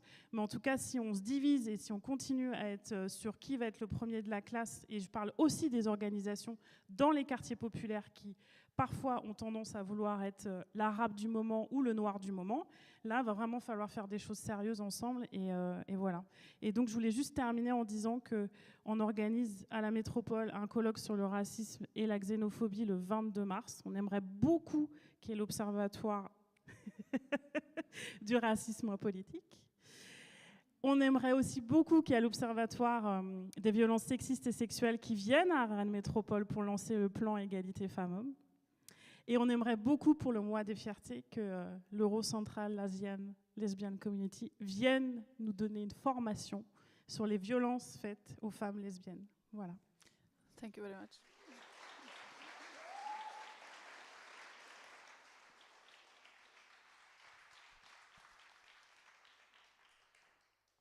Moi, j'aimerais beaucoup que vous respectiez le timing. Même, madame. Ça n'explique pas tout. Tu avais 5 minutes 16. Non, ça ne va pas. Don't do that to me. The next guest is going to respect the timing. I can feel it. Her name is Aldesa Georgiana Lincoln. She's a Romnia feminist and gender equality expert for Romania. She's also one of the co-founders of the Romnia Feminist Library.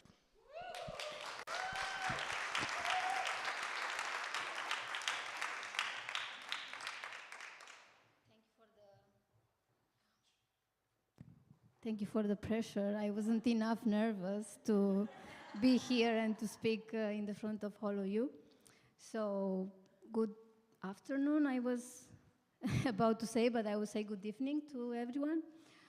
Thank you very much for the organizers and also to the former speakers. Thank you very much for mentioning all the important things you did. I'm also noticing that this table is a bit tall for me. So I will see how I can handle with it. Yeah, so I'm about to speak about the topic of representation in politics and Roma women. I am myself a Roma woman. I'm coming from Romania. And, you know, when I was preparing my speech, I started first thinking about the situation of representation in politics of Roma women, but then I was feeling that an important part is missing. The part of violence that Roma women are facing in their daily lives and in all the spheres of their life. So before speaking about the topic of representation, I would like to mention this, that for Roma women, they face violence in the streets, in the institutions when they are accessing public services, and also in school, being bullied. And more than this, they are facing violence when they are accessing justice. The system of justice is violating the rights of Roma women when they are trying to find justice. And now I can speak a little bit the representation of Roma women in politics. I don't know how many of you know about the situation in Romania, but I think that when it comes to gender equality and representation in politics, it's not really difficult to understand what's going on in Romania. You just have a look of the parliamentary members and also in the government, and you can realize at which level the gender equality is. And then when it comes to the extent to which institutionalized racism is existing in Romania, same. I'm just inviting you to have a look of who are the people who are holding the decision-making positions. You know, I really wrote a speech, but it feels like I don't want to read it. So I'm just talking to you now what is coming to my mind and also to what I feel.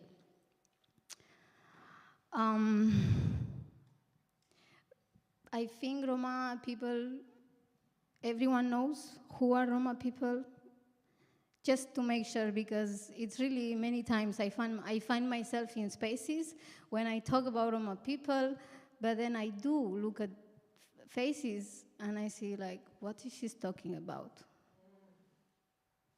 So just to be aware that everyone knows, Roma people are the biggest minority of European Union and also the most marginalized and segregated.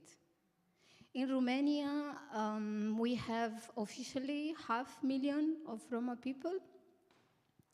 And in the history, Romania never considered, when I say Romania, I mean Romanian society, Romanian government, never considered to have Roma women actually in politics.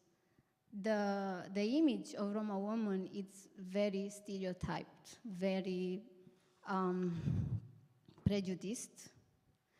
You will find it in the way of the woman who is begging on the streets of Belgium, or or of other Western countries, or you will find it as the image of the woman who is asking you to tell you what is your future in the next, I don't know how many years. So most of the times is these images which were perpetuated by the history and also literature of the, not just the Romania society, because Roma women are in different countries and each European country actually contributed to the same stereotypical image of Roma woman.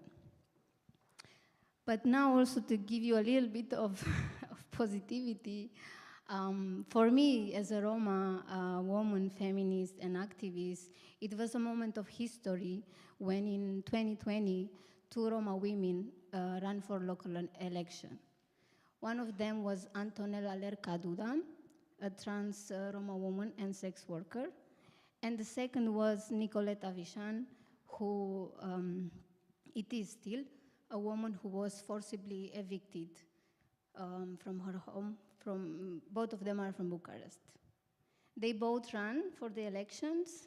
Unfortunately, none of them went to the process of collecting the enough number of signatures. And of course, we will all ask ourselves why? Why 2 Roma women so much connected to the society, to what it means to be the most vulnerable person in a white society, why they never not even got a significant number of signatures.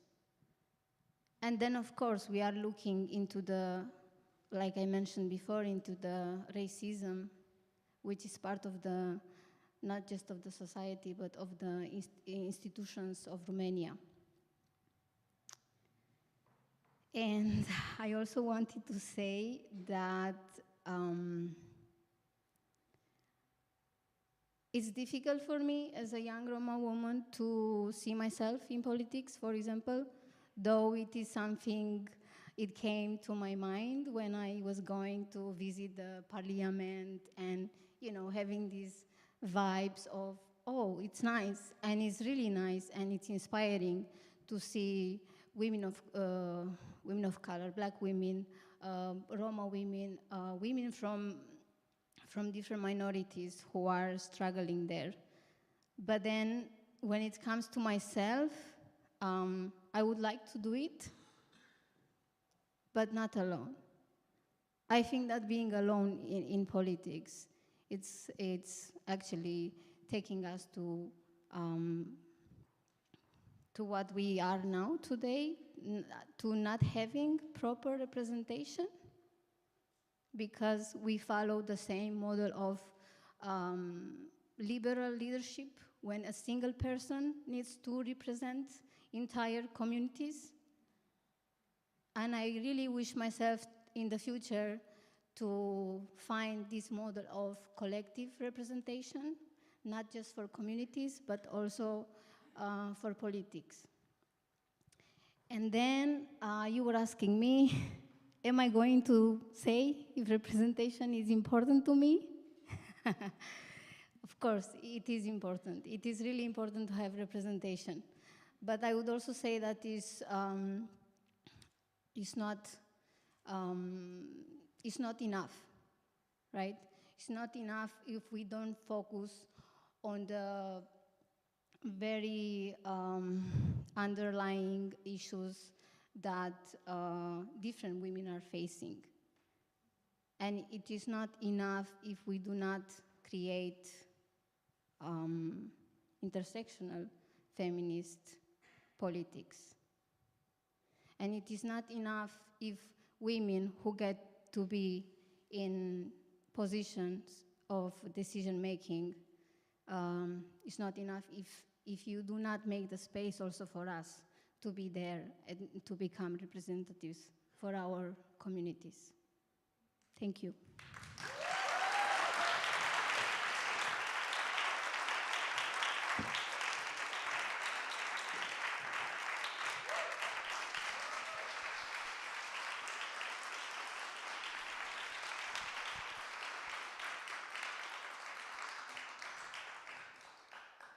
I'm not going to say it because it was so nice, but no, she didn't respect the timing, but I wasn't even watching because I was into it.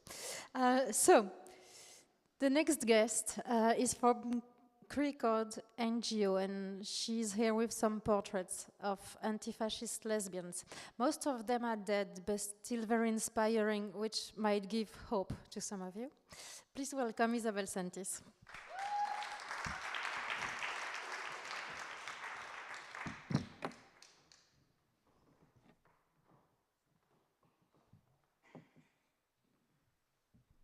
J'ai mis le timer pour essayer de m'aider.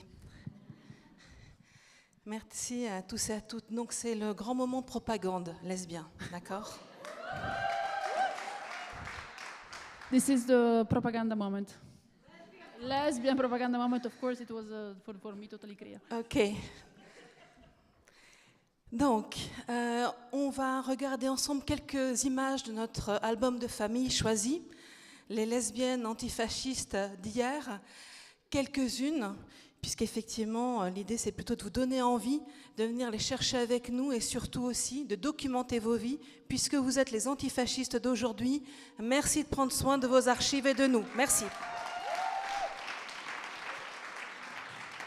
So we are going to take a look at the lesbian family album of some anti-fascist activists from the past, and the thing is that we will only show few of them because we want to have you searching for them now and also becoming the anti-fascist of today. Alors, juste pour se présenter, en fait, Queer Code, c'est d'abord un jeu de mots. On avait surtout envie de mettre le mot lesbienne, mais on s'est dit qu'on avait aussi envie de se jouer des mots. Et là, vous voyez en fait eh bien, les codes qui ont été craqués par les antifascistes alliés, notamment la fameuse énigma craquée par Alan Turing. Et puis aussi, on a voulu se jouer des autres codes, les codes amoureux des femmes lesbiennes, et puis aussi des codes amoureux des résistantes. Et là, vous voyez Claude Cahin qui sort de prison et qui a réussi en fait à militer avec sa compagne pendant 4 ans contre les fascistes qui avaient donc envahi Jersey. C'est aussi bien sûr un jeu de mots. Alors à l'époque, les QR codes n'étaient pas aussi chiants et obligatoires qu'aujourd'hui, mais l'idée c'était aussi d'utiliser une technologie accessible à toutes et tous et qu'on pouvait vraiment craquer et mobiliser de façon totalement indépendante. So Queer Code is a nickname for the NGO. It was a game. It's of course linked with the Enigma machines and all the machines that were used during the Second World War to crack the codes of the transmissions. It's also about the love and queerness code of some great anti-fascists. She was just showing Claude Cahin photo getting out from the prison, but also the QR code that are now very well spread, but at that time a little bit less. Et puis c'est aussi de la solidarité parce qu'en fait on a créé ce collectif en 2015 parce que j'ai eu un très très grave accident et que pendant plusieurs mois je ne pouvais pas quitter ma chambre à l'hôpital et donc mes amis en fait m'ont aidé et on a créé en fait un website. C'était notre façon de militer et je pense que c'est aussi important parce qu'aujourd'hui je suis non valide et je pense que c'est aussi une pratique importante et je pense qu'il faut aussi pouvoir créer et militer selon nos possibilités. So there is also another reason in 2015 when we created the Queer Code is because I got a big accident and so I was obliged to stay for a long time in the house and so my friends were bringing me souvenirs archives and we started with this NGO and now it's a way for me also to gain against some kind of disabilities and to do this amazing work. Et puis c'est bien sûr une histoire qui s'ancre, notamment dans des histoires personnelles des membres de notre collectif. Alors là, vous avez 30 secondes pour savoir où je suis sur la photo il y a 30 ans. Et surtout, en première, on va dire devant la photo, en fait, c'était une élue qui se tient avec nous, une élue, on parlait à l'époque des années 90, les Verts. Et ça aussi, c'est montrer comment, effectivement, on peut faire front commun parfois pour lutter. Là, en fait, on était face à des flics qui, en fait, nous insultaient parce qu'on voulait, en fait, participer à une cérémonie du souvenir des victimes de la déportation. In this picture, I am with some politician from the Green Party. We were participating to a demonstration where the police wanted to prevent us to come into the demonstration for the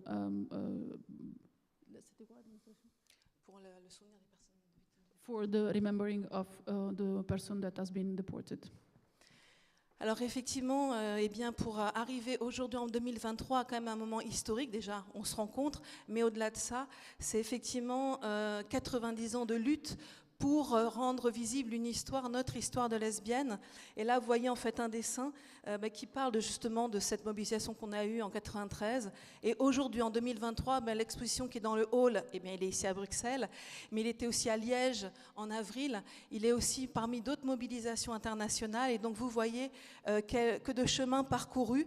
Et ça, je crois que c'est vraiment très important. Alors, just to tell that this demonstration that it was in a picture now is a part of the demonstration of the exhibition that has been shown at the Memorial de la Shoah in France, and now it's also shown now currently in Brussels. Yeah. Et bon, pour faire rapide, effectivement, souvent Alice Coffin nous dit que nous, lesbiennes, on est des archéologues pour découvrir notre histoire. Donc on est toutes des grandes professionnelles dans la salle. Je suis ravie. Là, quelques strates très rapides de notre histoire, de comment connaître cette histoire de cet album de famille. Je voulais un petit clin d'œil aux lesbiennaires, puisqu'il y a une grande militante lesbienne belge qui vient de décéder, Isabelle, et qui en fait avait donc créé en 80 un mouvement Lesbiennale, et je pense que c'était important. Donc voilà, on va faire vite des strates d'archives, on va les scroller très rapidement pour que vous puissiez voir. Et effectivement, ben voilà, là c'est une journaliste qui a fait son travail, une journaliste féministe qui a collecté l'histoire d'une vieille dame lesbienne qui a aimé une autre femme. Ensuite, il y a eu des films pour raconter cette histoire. Et puis d'autres strates, les historiennes se sont mises, notamment c'est l'historienne allemande lesbienne qui ont fait des travaux pionniers, comme Claudia Schopman. Et puis en fait, encore d'autres strates. Les documentaristes s'y ont mis, et notamment il y a 23 ans, il y a eu ce très beau film, Paragraphe 175, Une seule lesbienne témoignée, et on va enfin pouvoir ouvrir notre album de famille. A lot of images from very different layers of archaeology, lesbian archaeology and queer archaeology.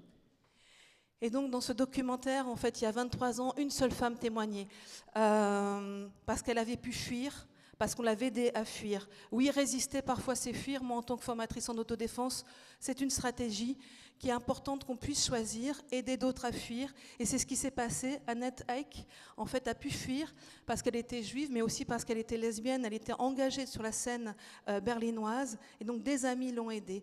Et plein d'autres histoires racontent comment certaines se sont mobilisées pour aider d'autres à fuir et à pouvoir témoigner ensuite.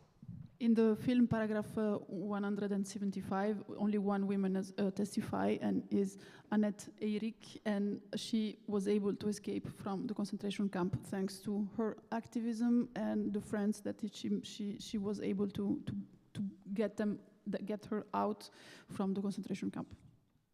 Alors là, c'est déjà, j'ai cramé tout, il fait 7 minutes, donc on va juste très vite comme ça passer, juste comme ça, on passe. Hein. Juste pour s'arrêter là, voilà, allez, juste avant, un petit clin d'œil aux néerlandaises quand même, parce qu'effectivement, parfois lutter, c'est aussi faire face, et faire face parfois, c'est aussi en ayant différentes formes d'action. Et là, vous avez donc une néerlandaise qui a en fait participé à la destruction d'un fichier pour que les nazis ne puissent pas trouver des personnes, et notamment des personnes juives. Et elle a réussi à fuir en se travestissant en homme. Et voilà, soyons badass, résistons. Merci beaucoup.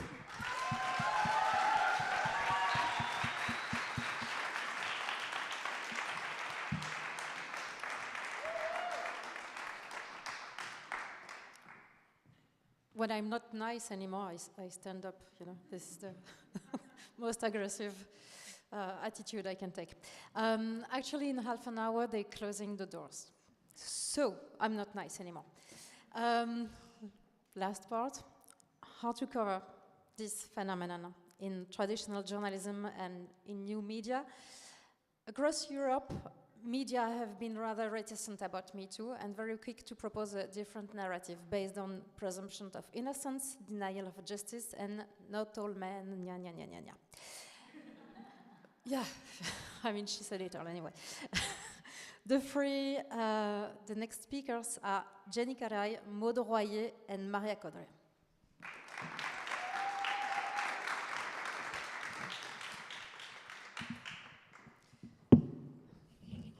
I've got one question for each of you. No, it's not 20 minutes of debate. We can't do that anymore. I mean, just blame the other ones.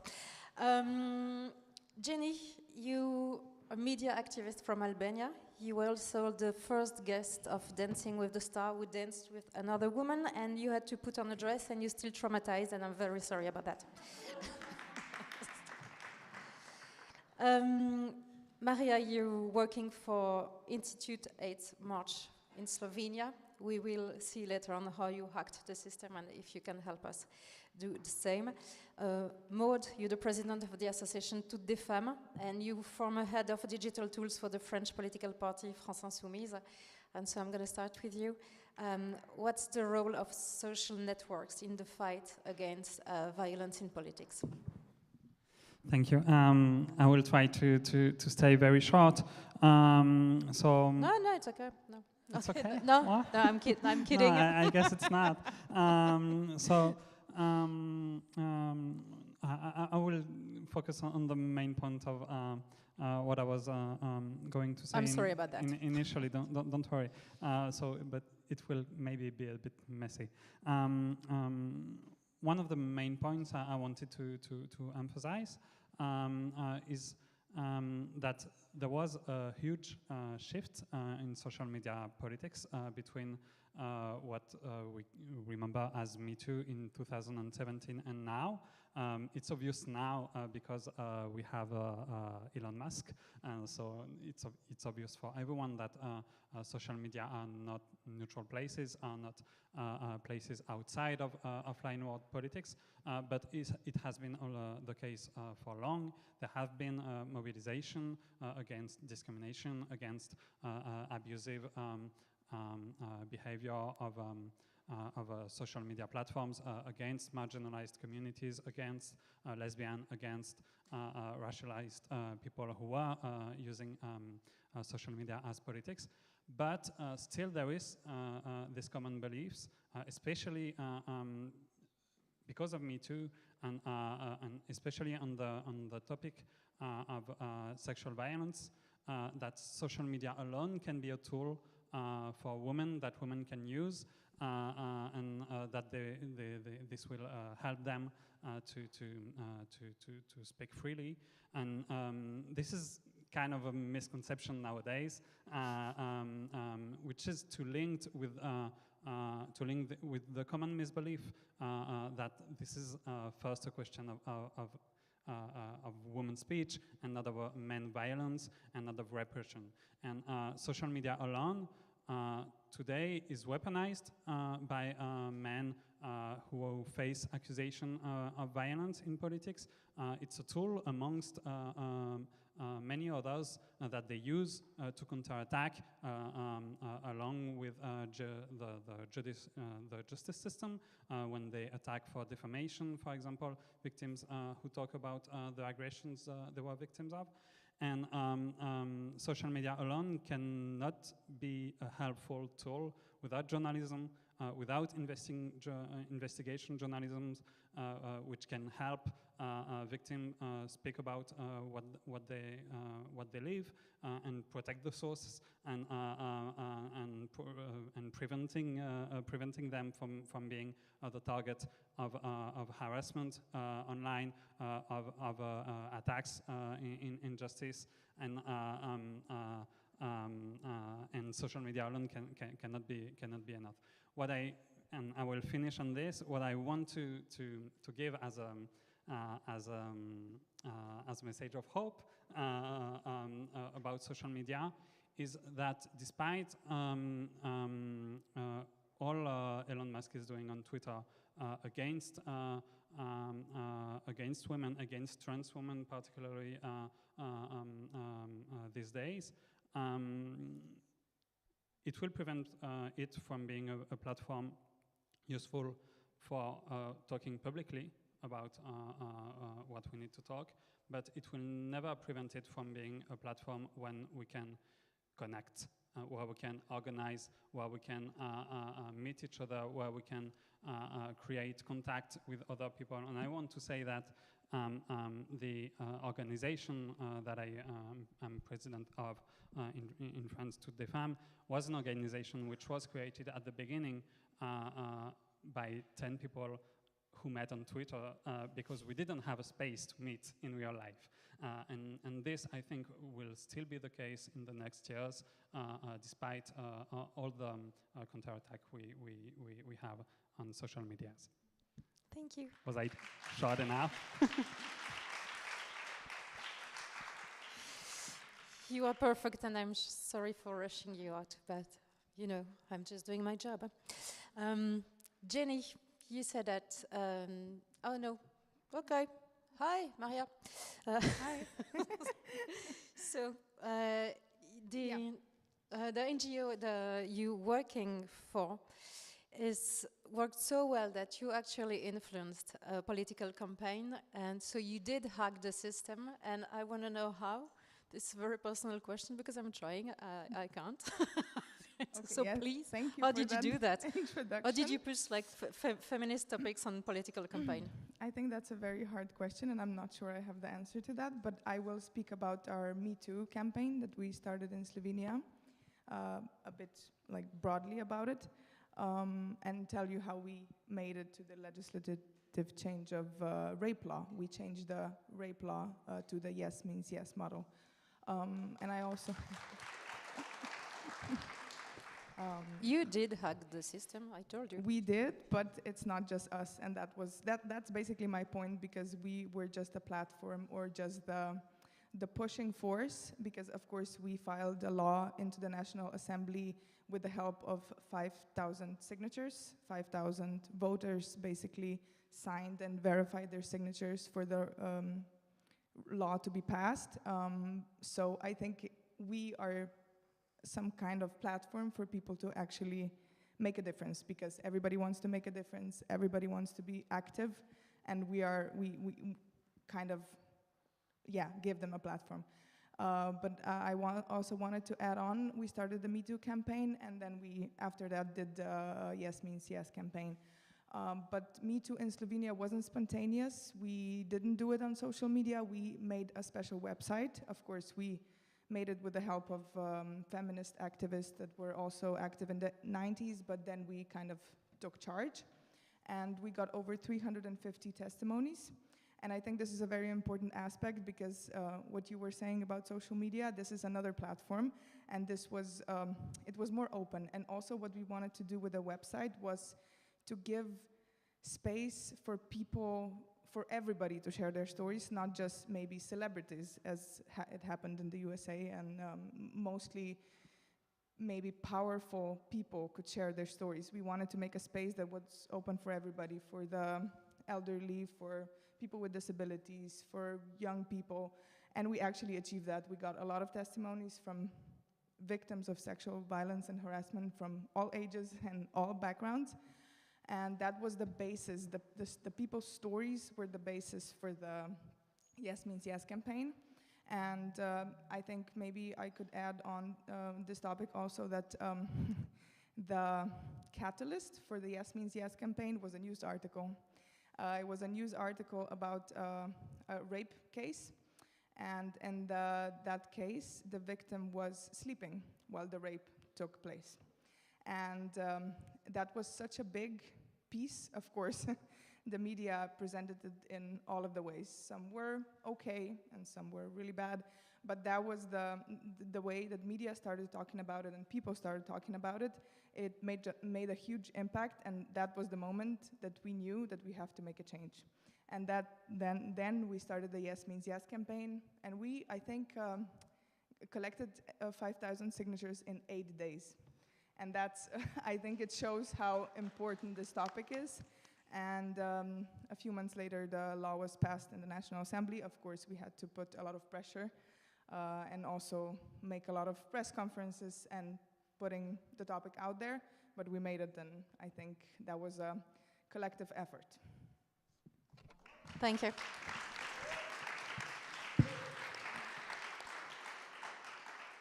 Do Jenny, say whatever you want. You said that Me Too stories were not covered by media in Albania. Yeah. Or when it was covered as a threat. Yeah. Actually, when my ELC sisters invited me here, because of that reason, I accepted immediately because I love to be with them and I love what they do. But I told to myself, fuck, what are you gonna say there, you know? Because you come from a country where the Me Too movement hasn't resonated at all, you know, and it has been covered in the media generally as a movement that wanted to lynch the man and to punish the man. So still the focus were the men, and it was the men that were being victimized in the media. And then I told to myself, like, first of thing, you are not a politician, why should you go there? Second thing, you love women but you hate politicians. So still, what are you gonna do there? And then I told myself, but you are good in telling the truth, so you can tell your truth and what you think about this. And as you said, I've been for many years in media, and before, for me, it was a curse to tell that I was a lesbian because no one was accepting it. And everyone would ask me in the media, why are you a lesbian? And then when I started to talk about feminism as well, it was a second curse, even worse, because now actually in Albania they can understand that you are a lesbian and a feminist because you hate men, you know. This is the general perception. Not all of them, as we saw, you know, but most of them, at least the ones that are assholes, you know, and we can say that openly. But when I was invited in a TV show, there was a morning show, and the journalist asked me, like, why do you have to be a feminist? Why are you a feminist? And why do we have to have a feminist festival in Albania? And I told her, I'm going to respond to you with a question, like, do you think you would be doing this morning show if you were a man? Because, you know, usually entertainment morning shows are covered by women, but political shows, you know, shows that can have a lot of influence are covered by men. Usually media is run by men, the editorial lines are decided by men, and I told her this, you know, and she started to smile, and I said, now you have your response, you know, that's one of the reasons we need feminism. And I think that's the way we should respond to every woman, you know, by making them understand, sometimes the hard way. And secondly, I've been thinking these days, from the day that I had the invitation, that the Me Too movement was amazing because it gave to women a possibility to find justice outside the legal system. We know most of cases of sexual violence are not taken seriously by the legal system. I think it worked mostly in 2017 because it started from women in the entertainment industry. And, you know, I don't want to say ordinary women because there are no ordinary women, there are extraordinary women, but women on the ground identified with these VIPs, you know, they have been laughing with them, crying with them, living with them through the movies and through the shows and through everything happening in the entertainment world. They've been inspired by them in different periods of their life, and they got inspired by them the moment that they spoke up against sexual violence, you know. But when it comes to politics, I think it's going to be a different story, to be sincere, because I feel that women in politics, in many cases, end up being swollen by the patriarchal machinery and losing the touch with the ground, you know? So many women, especially women like me, lesbian women, you know, women coming from other minorities, don't find themselves represented by many women in politics, you know, many women in politics, at least in my country, I don't want to generalize, we saw today that there are amazing women in politics that do an amazing job, and I really got inspired. It's the first time for me to hear these powerful voices and beautiful voices, and I wish we had this in Albania, at least one. But most, maybe, but most of them, they are afraid, you know, to lose their power if they talk about these issues. And I think that as a result of this, they don't have a support system out there. You know, Malin said before that we feel alone as politicians there because sometimes they don't feel the support, but we've been feeling left alone by women politicians all our life, you know. And maybe I'm closing in a remark to reflect more on the fact that how important it is, you know, to create a bridge of connection, to create what Malin was telling about, to talk, to listen to each other, as we listen today, to do it in a more bigger platform, you know, to create a dialogue with women in politics and women in the ground and understand how important solidarity is, especially nowadays when we have new challenges. I said I've been in media for many years. For the first time in my life, after being lynched in 2011 and dehumanized in Albanian media, I understood how important it is to have a good network, you know, that is there for you. And we can do that. I'm sure we as women in politics, activism, journalism, we can be that network. We can build that network of solidarity with each other, and we can make it possible, you know, to give a different magnitude to the Me Too movement. And another thing, I'm going to close on this remark.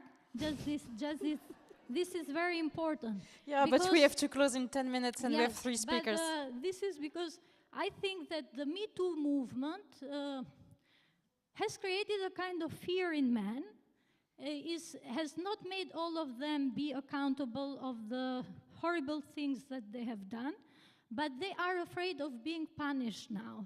And I'm so happy that finally these motherfuckers are afraid, because we have been afraid all our life, you know? So yeah, let's close in this remark.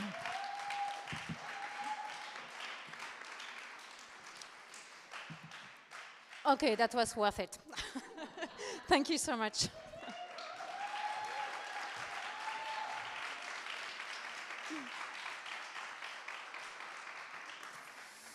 In 2018, an Australian study revealed that between 60 and 80% of women, depending on the age, said they were less likely to get involved in politics after witnessing the harassment and hate speech inflicted on former Prime Minister Julia Gillard.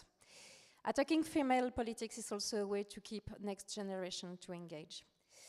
Our next guest, and this is going to be the end anyway, we don't have that, you know, we have to, is the former Secretary of State in Belgium. She was in charge of gender equality. I didn't even say her name. Wait, come on, you'll have time. When she had to resign, something that I had never witnessed or experienced happened. Hundreds of women not related to politics suffered. I say it as a journalist and as a feminist, it was painful, like physically painful, because we all understood that she was targeted and pushed away because of her feminist commitment, and we could feel that through her, we as women were all attacked. Please welcome the one and only Sarah Schlitz.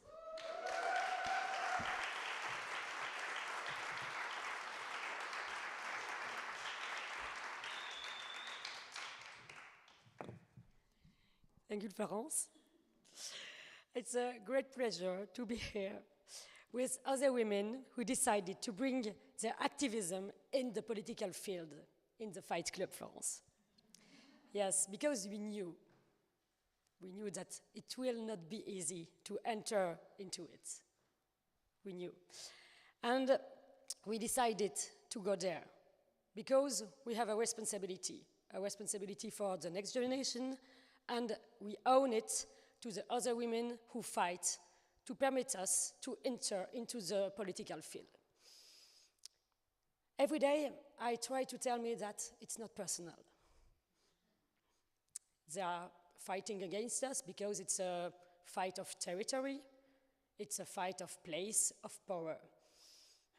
So, keep cool. And yes, we knew that when they attack us, they also send a message. And this, when they start like this, I really do not like it, because when they told us we are not welcome into the political field, they told it to all other women, all other people of color, all other queer people, all other activists, that they are not welcome in the political field. But we cannot abandon it. Remember that our enemies have understood the importance of invading the political arena. In the US Supreme Court's decision about abortion is the result of 30 years of struggle by far-right militants who inflated all levels of power, and they win. My strategy is to step into each breach, to win more rights, and to open them larger for the next ones. This led me to become a member of the federal government. Directly, I took every opportunity to support feminist movements all around Europe, particularly those who are facing extreme rights movements. For example, in Poland, I gave financial support to Abortion Without Borders, an association who helps women to get an abortion in other countries. Or I used my political support for activists who are being persecuted.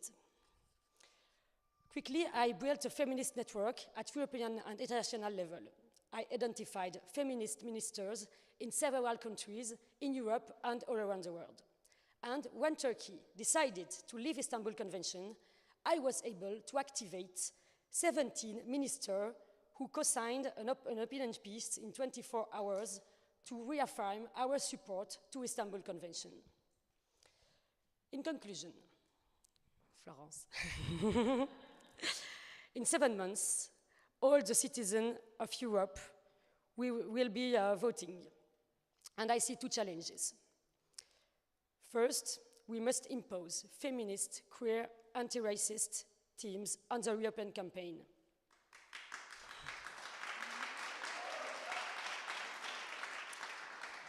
We saw in the USA and in Poland that when we campaign on women's rights, we can get women vote and win.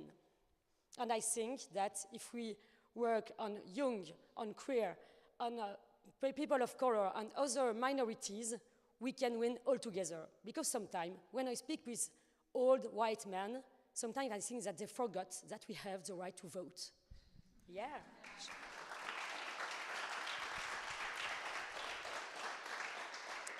And then, Georgina, I totally agree with you. We need more representation. And we need it effectively, because we do not want anymore political parties who put all the minorities on the list only to get the vote, but not to give them the real post and the real opportunity to change the things. So it's a responsibility of the political parties. Then we need to make politics a safer place, and it's the job that we are doing here, I think. We are working every day to this, and I really want to thank all the organizers who are making it possible. And finally, we will need to fight. We will need to be organized, strong, and combative to win it. Thank you.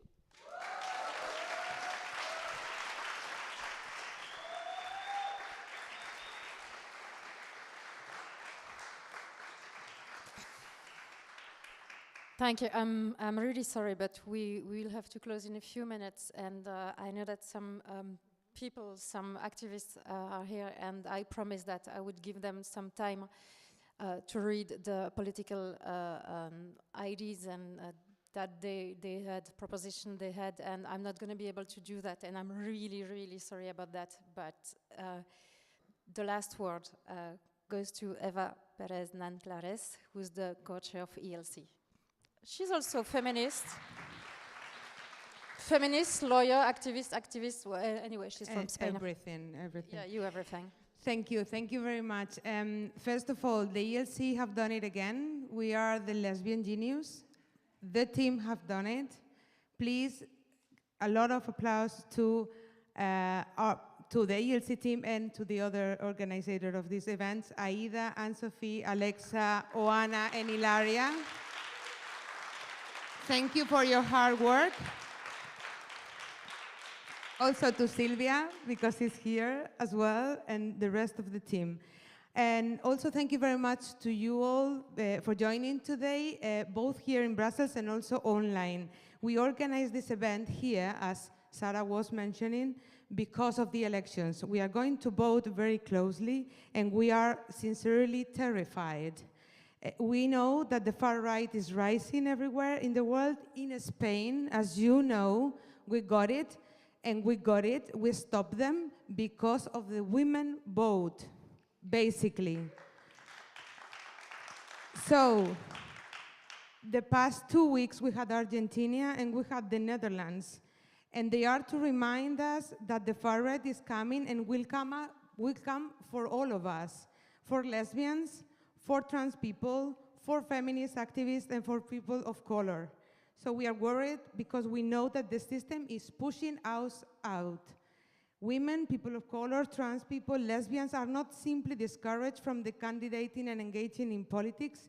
We are actively pushed out by violence, by the impunity of our aggressors, and by a mediatic system that protects them. The testimonies that we had today here show clearly that this is not about a divide between Western countries and Eastern countries. It is about the divide between democracy and authoritarianism, between impunity for perpetrators of gender-based violence and justice for the survivors, between privilege and equality.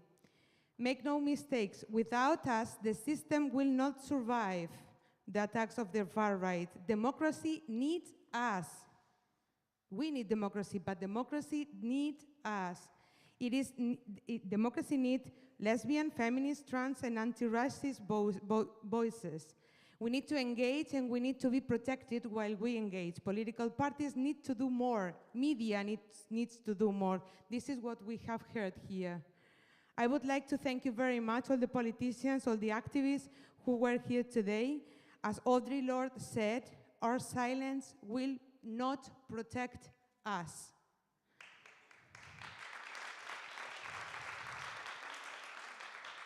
So let's not be silent. Let's also build our protection. Let's demand more feminists, more anti-racist voices and candidates, more trans people and more lesbians in politics.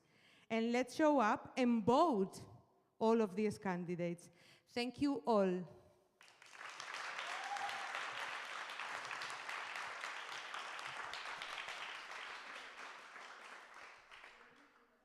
Yeah. You know what? I changed my mind. I changed my mind. Women! You know.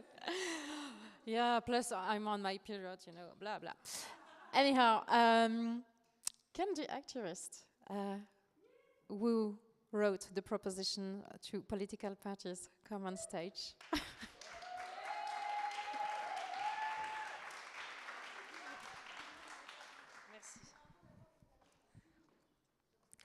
Et ben en fait c'est pratique parce qu'on a fait un QR code, je sais plus à qui, voilà, clin d'œil au premier rang.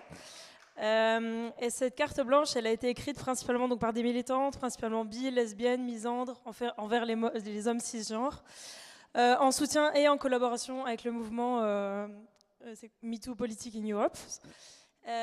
Et du coup, je laisse lu juste les petits papiers pour que vous puissiez scanner le QR code et avoir cette carte blanche qui va sortir dans quelques jours. Et l'idée, c'est vraiment d'avoir un maximum de signatures pour rendre cette carte blanche puissante et montrer qu'on n'est pas seul, comme on l'a dit, qu'on est ensemble. Et voilà, je vais finir là-dessus. Sinon, on va être enfermés.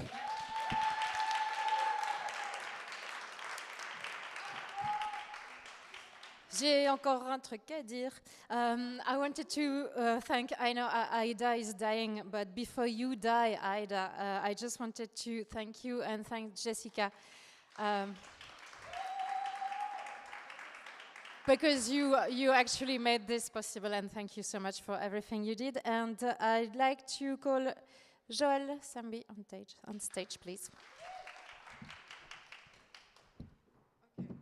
I'm gonna try to do it fast. I was looking for a proper quote to close this nice evening. And yeah, because the world is fantastic and poetry leads the world. There are these quotes of Maya Angelou who says, "I love to see a young woman go out and grab the world. So life is a bitch. You've got to go out and kick some ass." So there's one woman who actually went out and kicked many, many asses. She's been through hell, let's say it. She's very funny. She's beautiful. She's a feminist. She's fantastic. She's powerful. She's a sister. And she's the Lesbian of the Year, Siam Adi.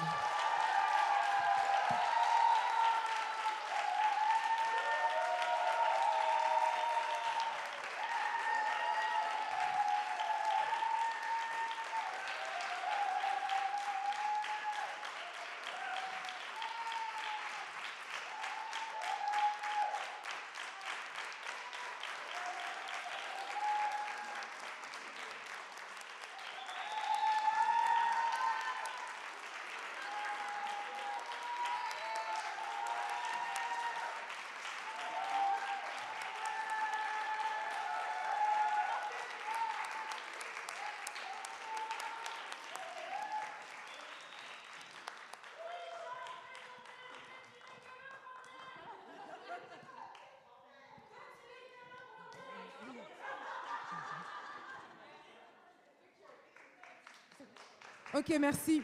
Thank you. Bonne soirée.